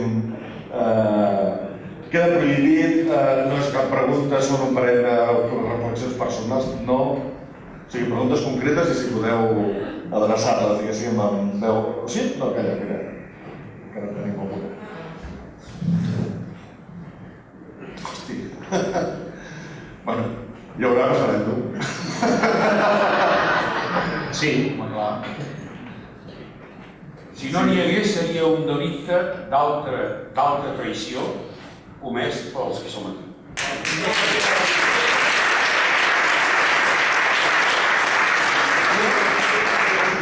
Jo giraria la pregunta. Sota quina llei posarem això? És metafòric. T'estic dient que no en tinc cap dubte que obrirem els col·legis electorals perquè, com que tenim les eines per fer-ho, si no ho féssim, no valdrien excuses, o les excuses serien de mal pagador, i hauríem decebut, hauríem traït el poble de Catalunya. Deixeu-m'ho complementar perquè jo he escoltat més d'una vegada, soc exactament de la mateixa opinió. Quantes vegades en diferents fòrums o en assemblees, a l'ANC, d'Òmnium, de Vibrant, del que sigui, ens trobem amb aquella reflexió de dir però es podrà fer, però ens el deixaran fer, però aquell dia, però el cens, però el no sé què. És a dir, el que venim a dir és, no ens toca, això ara poso el barret de ciutadans, torno a posar el de diputat, als ciutadans, a les entitats i als partits ens toca guanyar el referèndum, els que defensem el sí, sinó els que defensem guanyar-lo. Al govern, fer-lo, i no hi ha excusa, al govern, fer-lo, i al Parlament donar-li cobertura.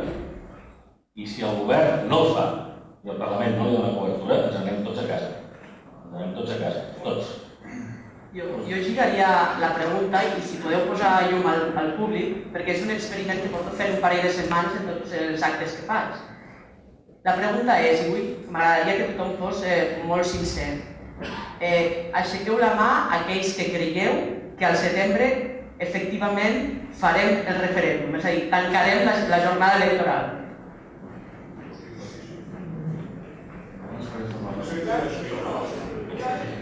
Demà ja dit, no, clar, no estava mirant, no, és que ha dit agafeu per un peu. En tot cas, no és el 100%, no és el 100%, i tot i que ens esforcem, jo he anat a actes en què estaven un 20 que sí i 80 que no, depèn de l'acte, però per molt que ens esforcem i que diem que sí, que es farà, que es pot fer, falta data i pregunta. Falta signes clars de que ja no hi ha, més enllà d'acusar-nos de traïdor, de que no hi ha marxa enrere. Falta determinació pública per a que la gent, el 100% del país, es cregui que es farà el referèndum. I jo soc dels que crec que sí. No, jo crec que no, allò que qui calla no sembla que ho toca, el referèndum, i tant que es farà el referèndum, però escolteu, deixem-nos de tirar més exigències a nostres, de dir, i si l'Estat, per què no els preguntem a l'Estat i què fareu, no? Perquè hi ha la tentació de sempre jugar amb el marc mental de l'Estat. Escolteu, depenem només de nosaltres. I a més aquesta vegada queda clar. I ells fins ara s'han atrevit a condemnar aquest, a condemnar amb l'altre. Per què condemnen a Irene Rigau? Per deixar les claus d'uns instituts, no? El mateix que van fer més de 500 alcaldes de Catalunya. El mateix, és la mateixa acció. Per què no us van atrevir? Doncs ara quan ho fem, quan hi hagi ja que tot anirà fent el primer plat, el segon plat, doncs, llavors això desbordarà democràticament l'Estat. No pensem en nosaltres, no, el problema tindran ells, nosaltres a la nostra, si ho hem fet, com ha dit el Toni Castellà, l'operativa, hi ha uns que se n'encuiden, nosaltres que hem de donar la cobertura legal, i després nosaltres a la gent només els demanem una cosa, que és que agafin una papereta i vagin a votar sí o no. Com ho pares, això?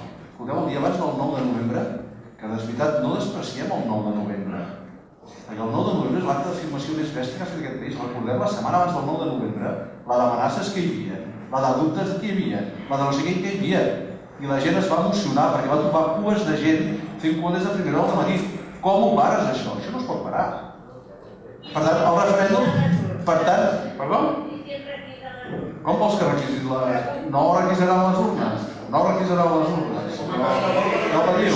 A mi fa gràcia això. Creus que amb tot el que estem portant sempre ens situem amb el marc que ens volen portar ells. A veure, ells ara volen que vosaltres creieu que amb el que anem a fer, que és molt gros, que no s'ha fet mai en aquest país, vosaltres penseu que hi ha un govern que es podem quedar encallats amb les urnes? Per la mort de Déu, no caiguem amb el seu relat. Si ells volen anar fent el ridícul, que el vagin fent, però vull dir, evidentment que no només hi ha urnes, és que preparar un referèndum, si es vol fer ben fet, hi ha moltíssimes coses. Ara els tenim obsessionats amb les urnes, però tots que estiguin allà obsessionats, mentrestant anem fent l'altra feina. Bé, jo no sé si Espanya no tindrà un problema, el problema el tenen ells, en tot cas, el problema el tenim aquells, per exemple, que hem d'anar a declarar a l'Audiència Nacional. Se'ns demanen multes de 90.000 euros a títol personal. Per tant, el problema certificat, que també, almenys, el primer respecte, també el tenim nosaltres. Jo no he aixecat la mà aquí els únics de la mesa, probablement perquè no som diputat, no conec els instintos d'aquests desbordaments que fa tirar l'Estat, però jo crec que es convocarà el referèndum però tinc els meus dubtes que aquest referèndum s'arribi a convocar. S'arribi a celebrar. No és gratuït el que jo estic dient, ni es pensin que les crítiques que venen de l'independentisme és per posar pals a les rodes, ni molt menys. Em sembla que amb la trajectòria independentista que alguns tenim no són pas sospitosos del ser del CNI o de treballar en definitiva per l'enemic. Però esclar, se'ns va dir que al cap de 8 mesos finalitzaria el procés. El procés va finalitzar, els 8 mesos van finalitzar el mes de març. Se'ns va dir que hi hauria una declaració d'independència si hi havia majoria parlamentària. A la CUP se l'ha pressionada els pressupostos per aprovar aquesta llei o l'altra llei. No se l'ha pressionat mai per una declaració d'independència com figurava al programa electoral de Junts pel Sí en el punt número 5. Per tant, quan s'incompleixen una sèrie de promeses, és normal el poble, i jo en aquest sentit, avui aquí, a títol particular, represento el poble, tinc tot el dret de fiscalitzar l'actuació dels meus dirigents polítics, els quals he votat d'una manera o d'una altra manera. A més, les crítiques i els dubtes no poden ser contemplats com sovint passa, i jo m'hi trobo, al llarg d'actes que puc fer per Catalunya, com vostès poden fer, simplement com voler posar el dit a l'ull d'algú. No, en absolut. Però jo crec que tota societat madura democràticament no ha de confiar únicament en la fe, sinó en els fets.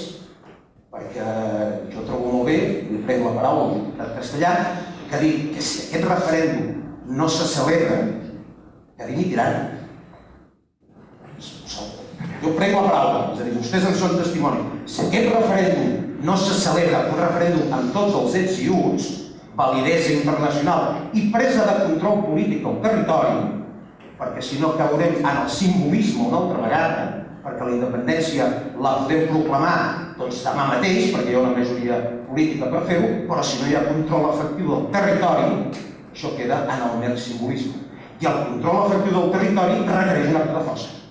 Jo crec que el poble també es mereix saber exactament fins on hem d'estar disposats a arribar. Crec que vosaltres ens heu de dir fins on esteu disposats a arribar. I el poble valorarà fins on està disposat a arribar. No estic d'acord. Amb això no.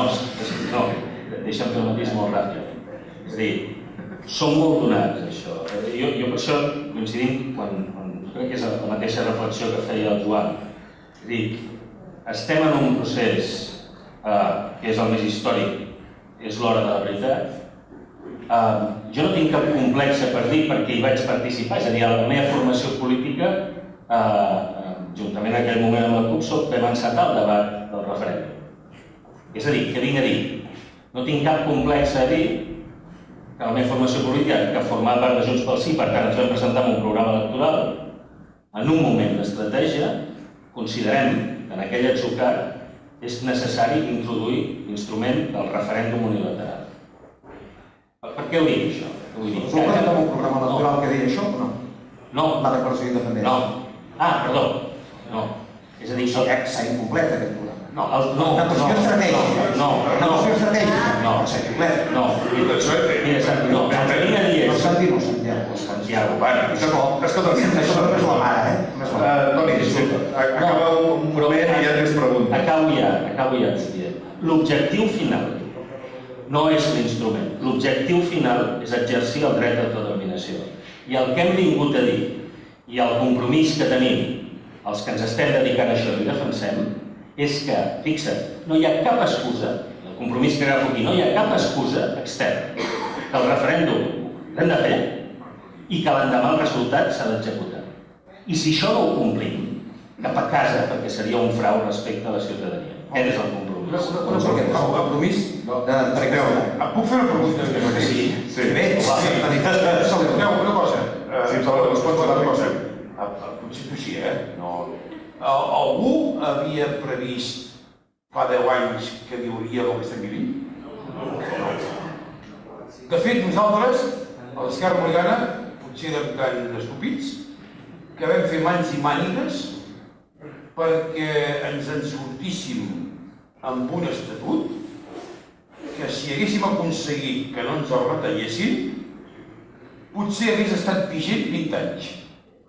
Vol dir que la independència l'haguessin assolit cada vegada els nostres fills. Vol dir que si el que estem fent no ho havíem fet mai, i no solament no ho havíem fet mai, sinó que ni tan sols havíem previst que passaria, passaria, excepte tu, no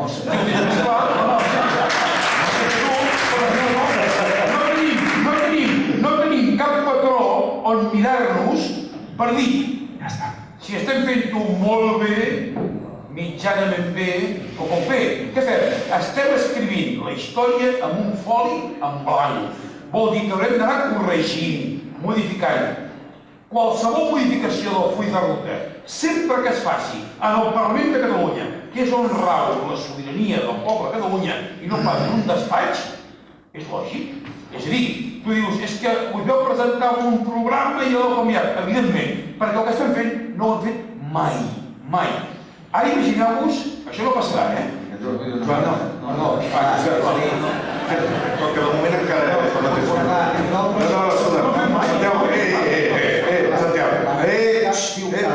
Santiago, sisplau. Santiago, bueno, va. En tot cas era un 4. Era 4 i és bo, Prou, ja està. Ràpid, sisplau, Jordi Mireia.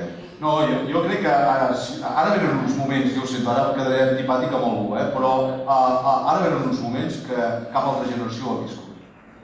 I davant de qualsevol eventualitat hi ha dues actituds, o recrear-se en el problema o concentrar-se en les solucions. I jo demanaria, de veritat, ho dic així, perquè jo demanaria que els tiquis-miquis i els hiperventilats agafin uns mesos de vacances, perquè ens convé molta serenor amb el que anem a fer. I evidentment que nosaltres som el que, això que Joan té tota la raó, que no hi ha la cartografia feta d'això, també ens hem passejat pel món. I si hem fet alguna modificació de coses per reblar més el clau, és justament que és una inversió per després. I per això el referèndum o el referèndum doncs també és una cosa que internacionalment s'entendrà moltíssim més. I aquests que ens diuen que són els mateixos que no ens deixen posar les urnes, que estan tot el dia, que si el 48, que si el 39, que si el no sé què, no sé quant, escolta, acabem d'una vegada amb això i posem les urnes i que sigui que la gent voti. Però jo demano que el moment que ve ara, de veritat, ve l'hora gran. Per tant, tothom que això s'ho cregui, s'ho estimi i ho vulgui, sisplau, endavant. Perquè si generem i farem el dubte entre nosaltres o ens recreem entre els nostres problemes, la cosa encara serà més complicada. Escolta, nosaltres fins on estem disposats a arribar? Fins al final. Jo et puc ben assegurar que els 62 diputats de Junts pel Sí, fins al final amb totes les conseqüències, però podent-ho fer bé i generant la menor incomoditat de la gent, no cal que anem fent el plec cada temps. Això, la història no serà com. Les preguntes de la gent. La història aquesta vegada no jutjarà. La història aquesta vegada no jutjarà qui és més heroi que aquí. Només ens jutjarà per una cosa, si ho hem fet bé i ho hem fet possible, perquè ho tenim tot a favor. I no podem fallar i no farem.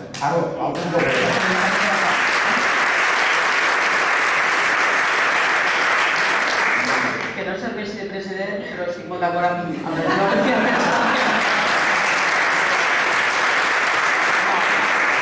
El referèndum és la millor eina que hem trobat com a poble per dirimir el conflicte amb l'estat espanyol i té el suport del 80%, diuen les enquestes, del país, de la ciutadania de Catalunya. Podríem haver trobat una altra eina? Segurament sí, però estaríem en el mateix punt. I el fet d'acompanyar la Carme Forcadell i els membres de la mesa avui, aquesta setmana i el juny al Nuet, el que demostra és que el problema no és el referèndum, el problema no és si és unilateral o si és pactat, que no, que això és impossible. És un problema de drets, és un problema del dret a l'autodeterminació, és un problema de democràcia.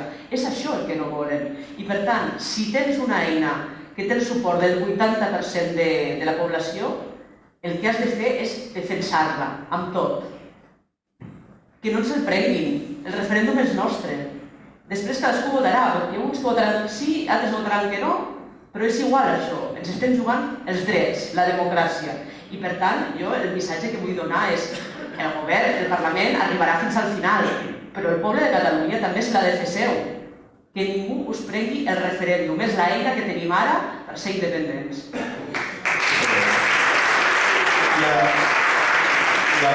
Jo suposo que són representatives, no? Hi ha preguntes que jo crec que ja heu contestat, us comprometeu a anar junts, no? Fins al final. Hi ha gent que ho posa en dubte, teniu pensats, i això concretament pel senyor Turull i el senyor Tarda, teniu pensats candidats autonomistes en cas de que fracassi el referèndum? Això interpreto que és allò que ho posen en qüestió. Moltes preguntes sobre la DUI, moltes preguntes sobre l'entramat, diguéssim, legal de tot això. Hi ha una pregunta curiosa que diu: a la Catalunya independent jutjarem la corrupció reial, els farem tornar els béns exposats al rei. El rei és curiós, això és una adhesió emocional, segur que té una part de raó. Diu, en el sentit de podrem frustrar un noi tan simpàtic, que coneixem des de petit, que té unes nenes tan maques, i que com lluitem contra això. I una pregunta és quedava sense resposta perquè tothom s'adreça amb els borbons excepte la Vanguardia. Jo, de tot plegat, no sé si algú estava en algú de la Vanguardia, crec que no. De tot plegat, diguéssim, el que n'extrec és que la pregunta bàsica és, hi ha moltes preguntes que serien de tipus tècnic, com aquestes que planteja el Santiago, com es farà això, de quina manera, però la pregunta bàsica és respecte a la unitat d'acció. O sigui, veritablement, i m'agradaria... Acabes tu curtet. M'agradaria que em responguis respecte a aquesta inquietud, respecte a la unitat, que jo crec que sí que és una inquietud molt generalitzada i que hi és al carrer. I jo crec que en aquest sentit la pregunta està ben adreçada a la CUP, no? També. Sí, rotundament. La CUP ha fet un camí, ha renunciat a moltes coses, Junts pel Sí també ha renunciat a moltes coses. Nosaltres hem aprovat uns pressupostos en els que no creiem, perquè hem vist que tenim una oportunitat i només en tindrem una segurament, i és al setembre. Per tant, posem tota la cara a la graella i si el govern compleix, si el Parlament compleix, la CUP estarà ja defensant aquest referèndum i fem campanya del sí. Totes les teories conspiratives, hi ha un parell de teories conspiratives. Una és que vostès, el PDeCAT en concret, tenen previst un pla B, aquelles famoses converses del senyor Bonveí, no? Nosaltres som les de tots els cops, però hi ha un punt que ja estan acostumats, ja no ve aquí. Mireu, tota aquella gent que no vol que això surti bé és la que ens dona més consells de com ho hem de fer teòricament perquè surti bé. És al·lucinant. Primer intenten que la CUP i nosaltres ens dividim i ens enfrontem. Jo recordo, i perdoneu, és molt greu, però quan veus tertulians d'aquests que no volen que això vagi bé, són unionistes, quan hi ha una decisió que s'ha de prendre, que la CUP diu jo tiraria per aquí i Junts pel Sí diu jo tiraria per allà, diuen, veus aquests nois de la CUP, coherents, la coherència de la política, la nova política, que macos, que no sé què s'han cregut aquests de Junts pel Sí, que es pensa que aquests diran. Llavors, quan arribem a l'acord, perquè sempre s'imposa, el que parlàvem abans, el sentit de transcendència del que anem a fer, llavors diuen què fan aquests de Junts pel Sí, aquests esgarrapacristos de la CUP, que són uns altamarges, que són uns anticapitalistes, això ho sabem de sempre. Llavors, quan no hi ha d'això, després intenten a dins de Junts pel Sí, a veure quan, entre nosaltres, Joan, a veure quan ens les... Jo només vull dir una cosa, mireu, dels tres estadis del procés, de l'aparador, el taulell i la rebotiga, que és la rebotiga on es couen les coses més que les van explicant quan es poden treure al taulell, perquè tampoc ho hem de fer des de l'enjunitat. A la rebotiga, aquesta unitat d'acció, jo ho sento molt, va molt bé. A vegades no ens agradem, és l'aparador.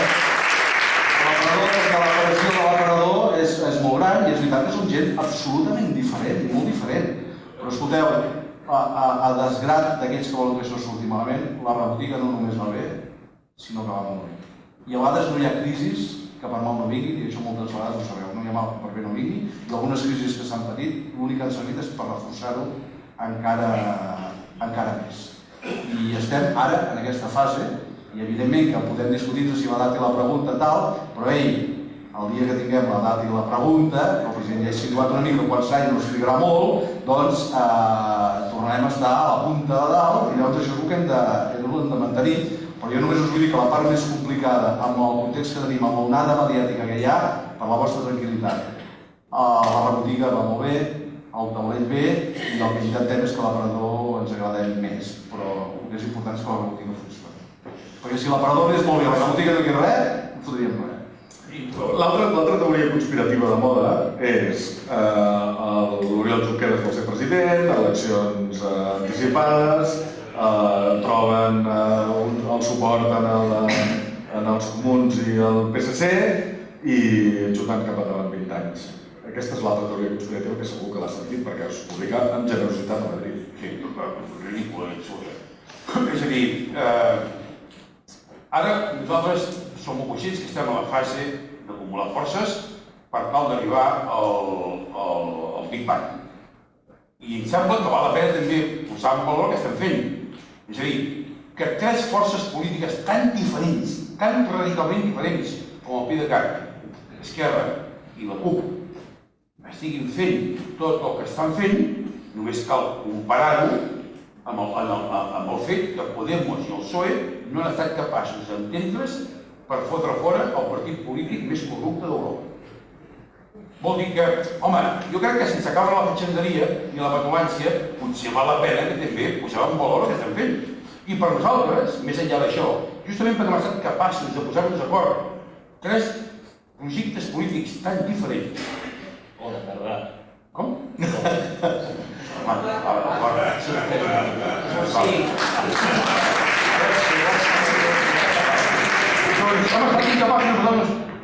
capaços de posar-nos tres projectes polítics i mig junts. Perdó, demano disculpes. No, per això no l'he molt anterior. Per nosaltres, la clau de volta és que les properes setmanes sapiguem convergir els independentistes amb els sobiranistes no independentistes. És a dir, per nosaltres la clau de volta és que la Mireia, el president Puigdemont, en Junqueras, l'Álvaro Dante Fachin i l'Ada Colau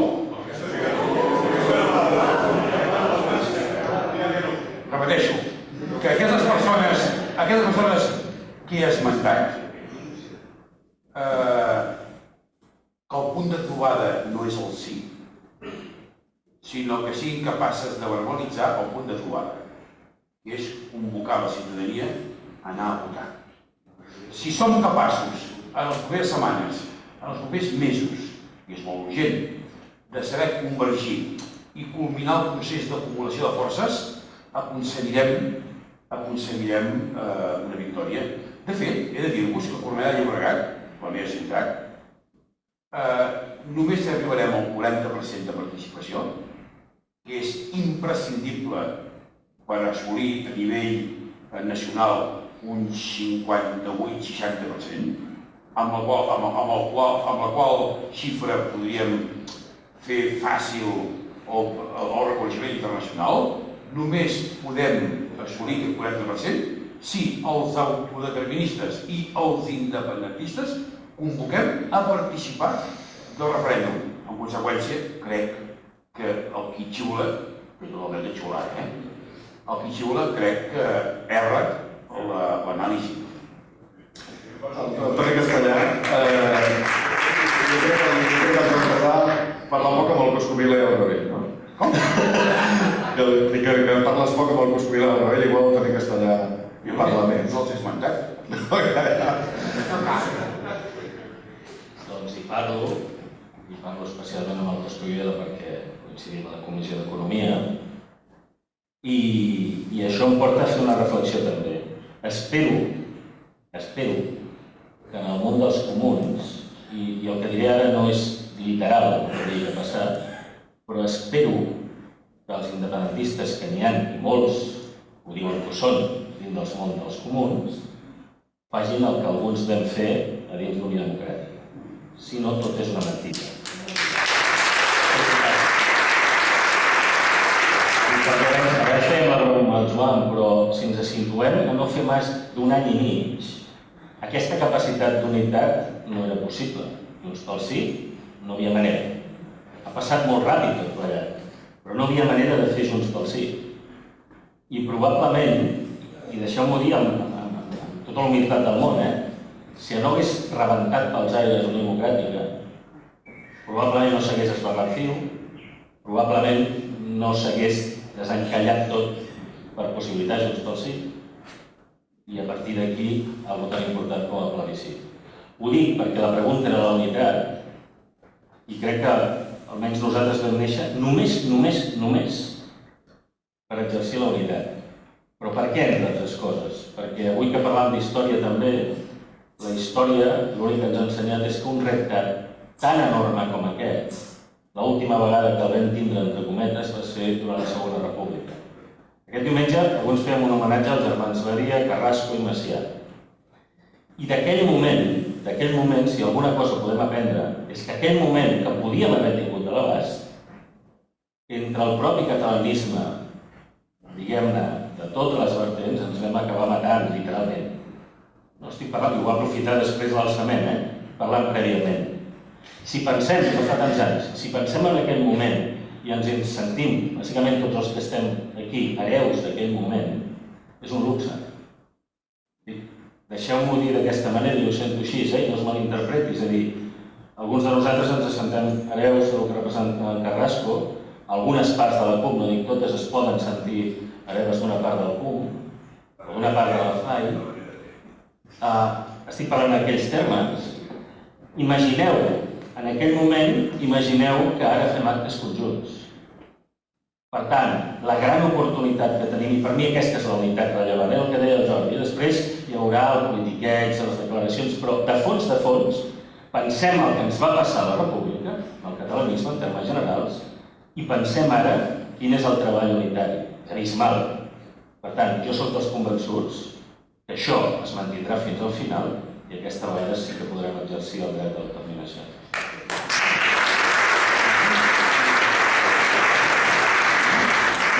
Tens el privilegi de ser l'últim, et demano que no facis al·lusions. No, només una cosa, ja que això ja s'ha acabat, no? No, jo només volia, abans que acabies, que havies promès que acabaria, jo només vull dir una cosa. Ho dic perquè, ara comentava, nosaltres el referèndum el farem i tot això, i el sí el guanyarem, però el guanyarem gràcies a l'últim indecís que acabi passant el sí. Quan a tu no et sents amb retrets, amb xiulets, en una casa, etc., no hi acabes anant. Ho dic perquè a ningú més difícil que a mi se'm fa resistir-me a segons quins xiulets, a segons quines posicions polítiques.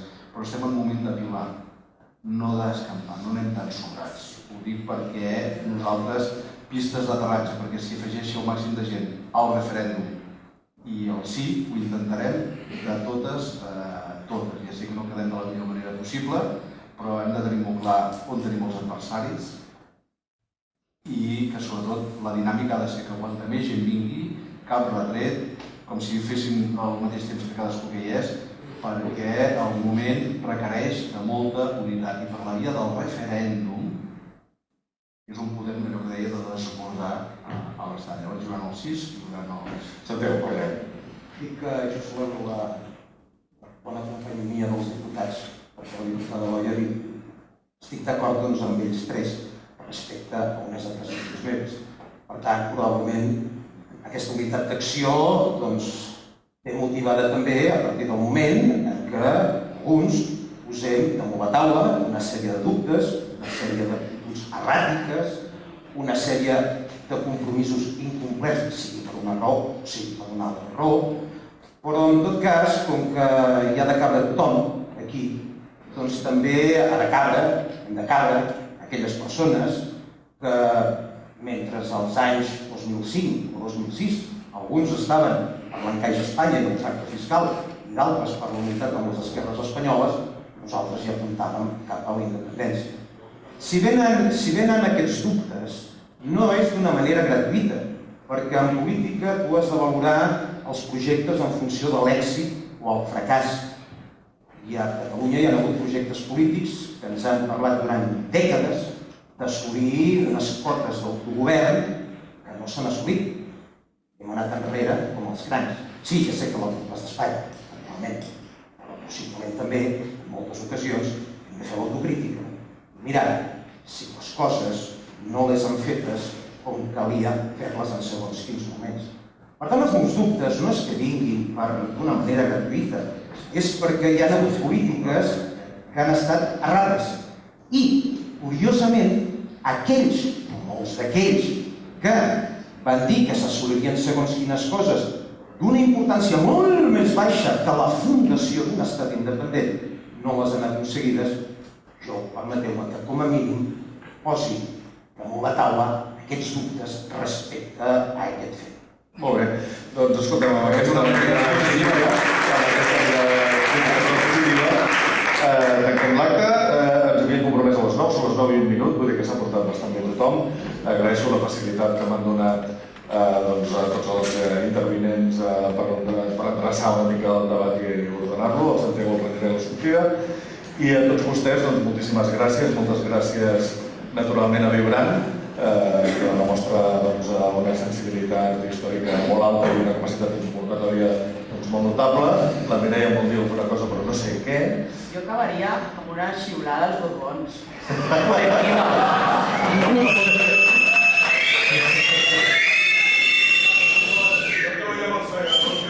El que no ha xiulat deu ser el del CNI. Doncs escolta, estem tots molt contents perquè heu vingut. Gràcies als companys. Jordi, molt encertadament, demani l'aplaudiment per referèndum.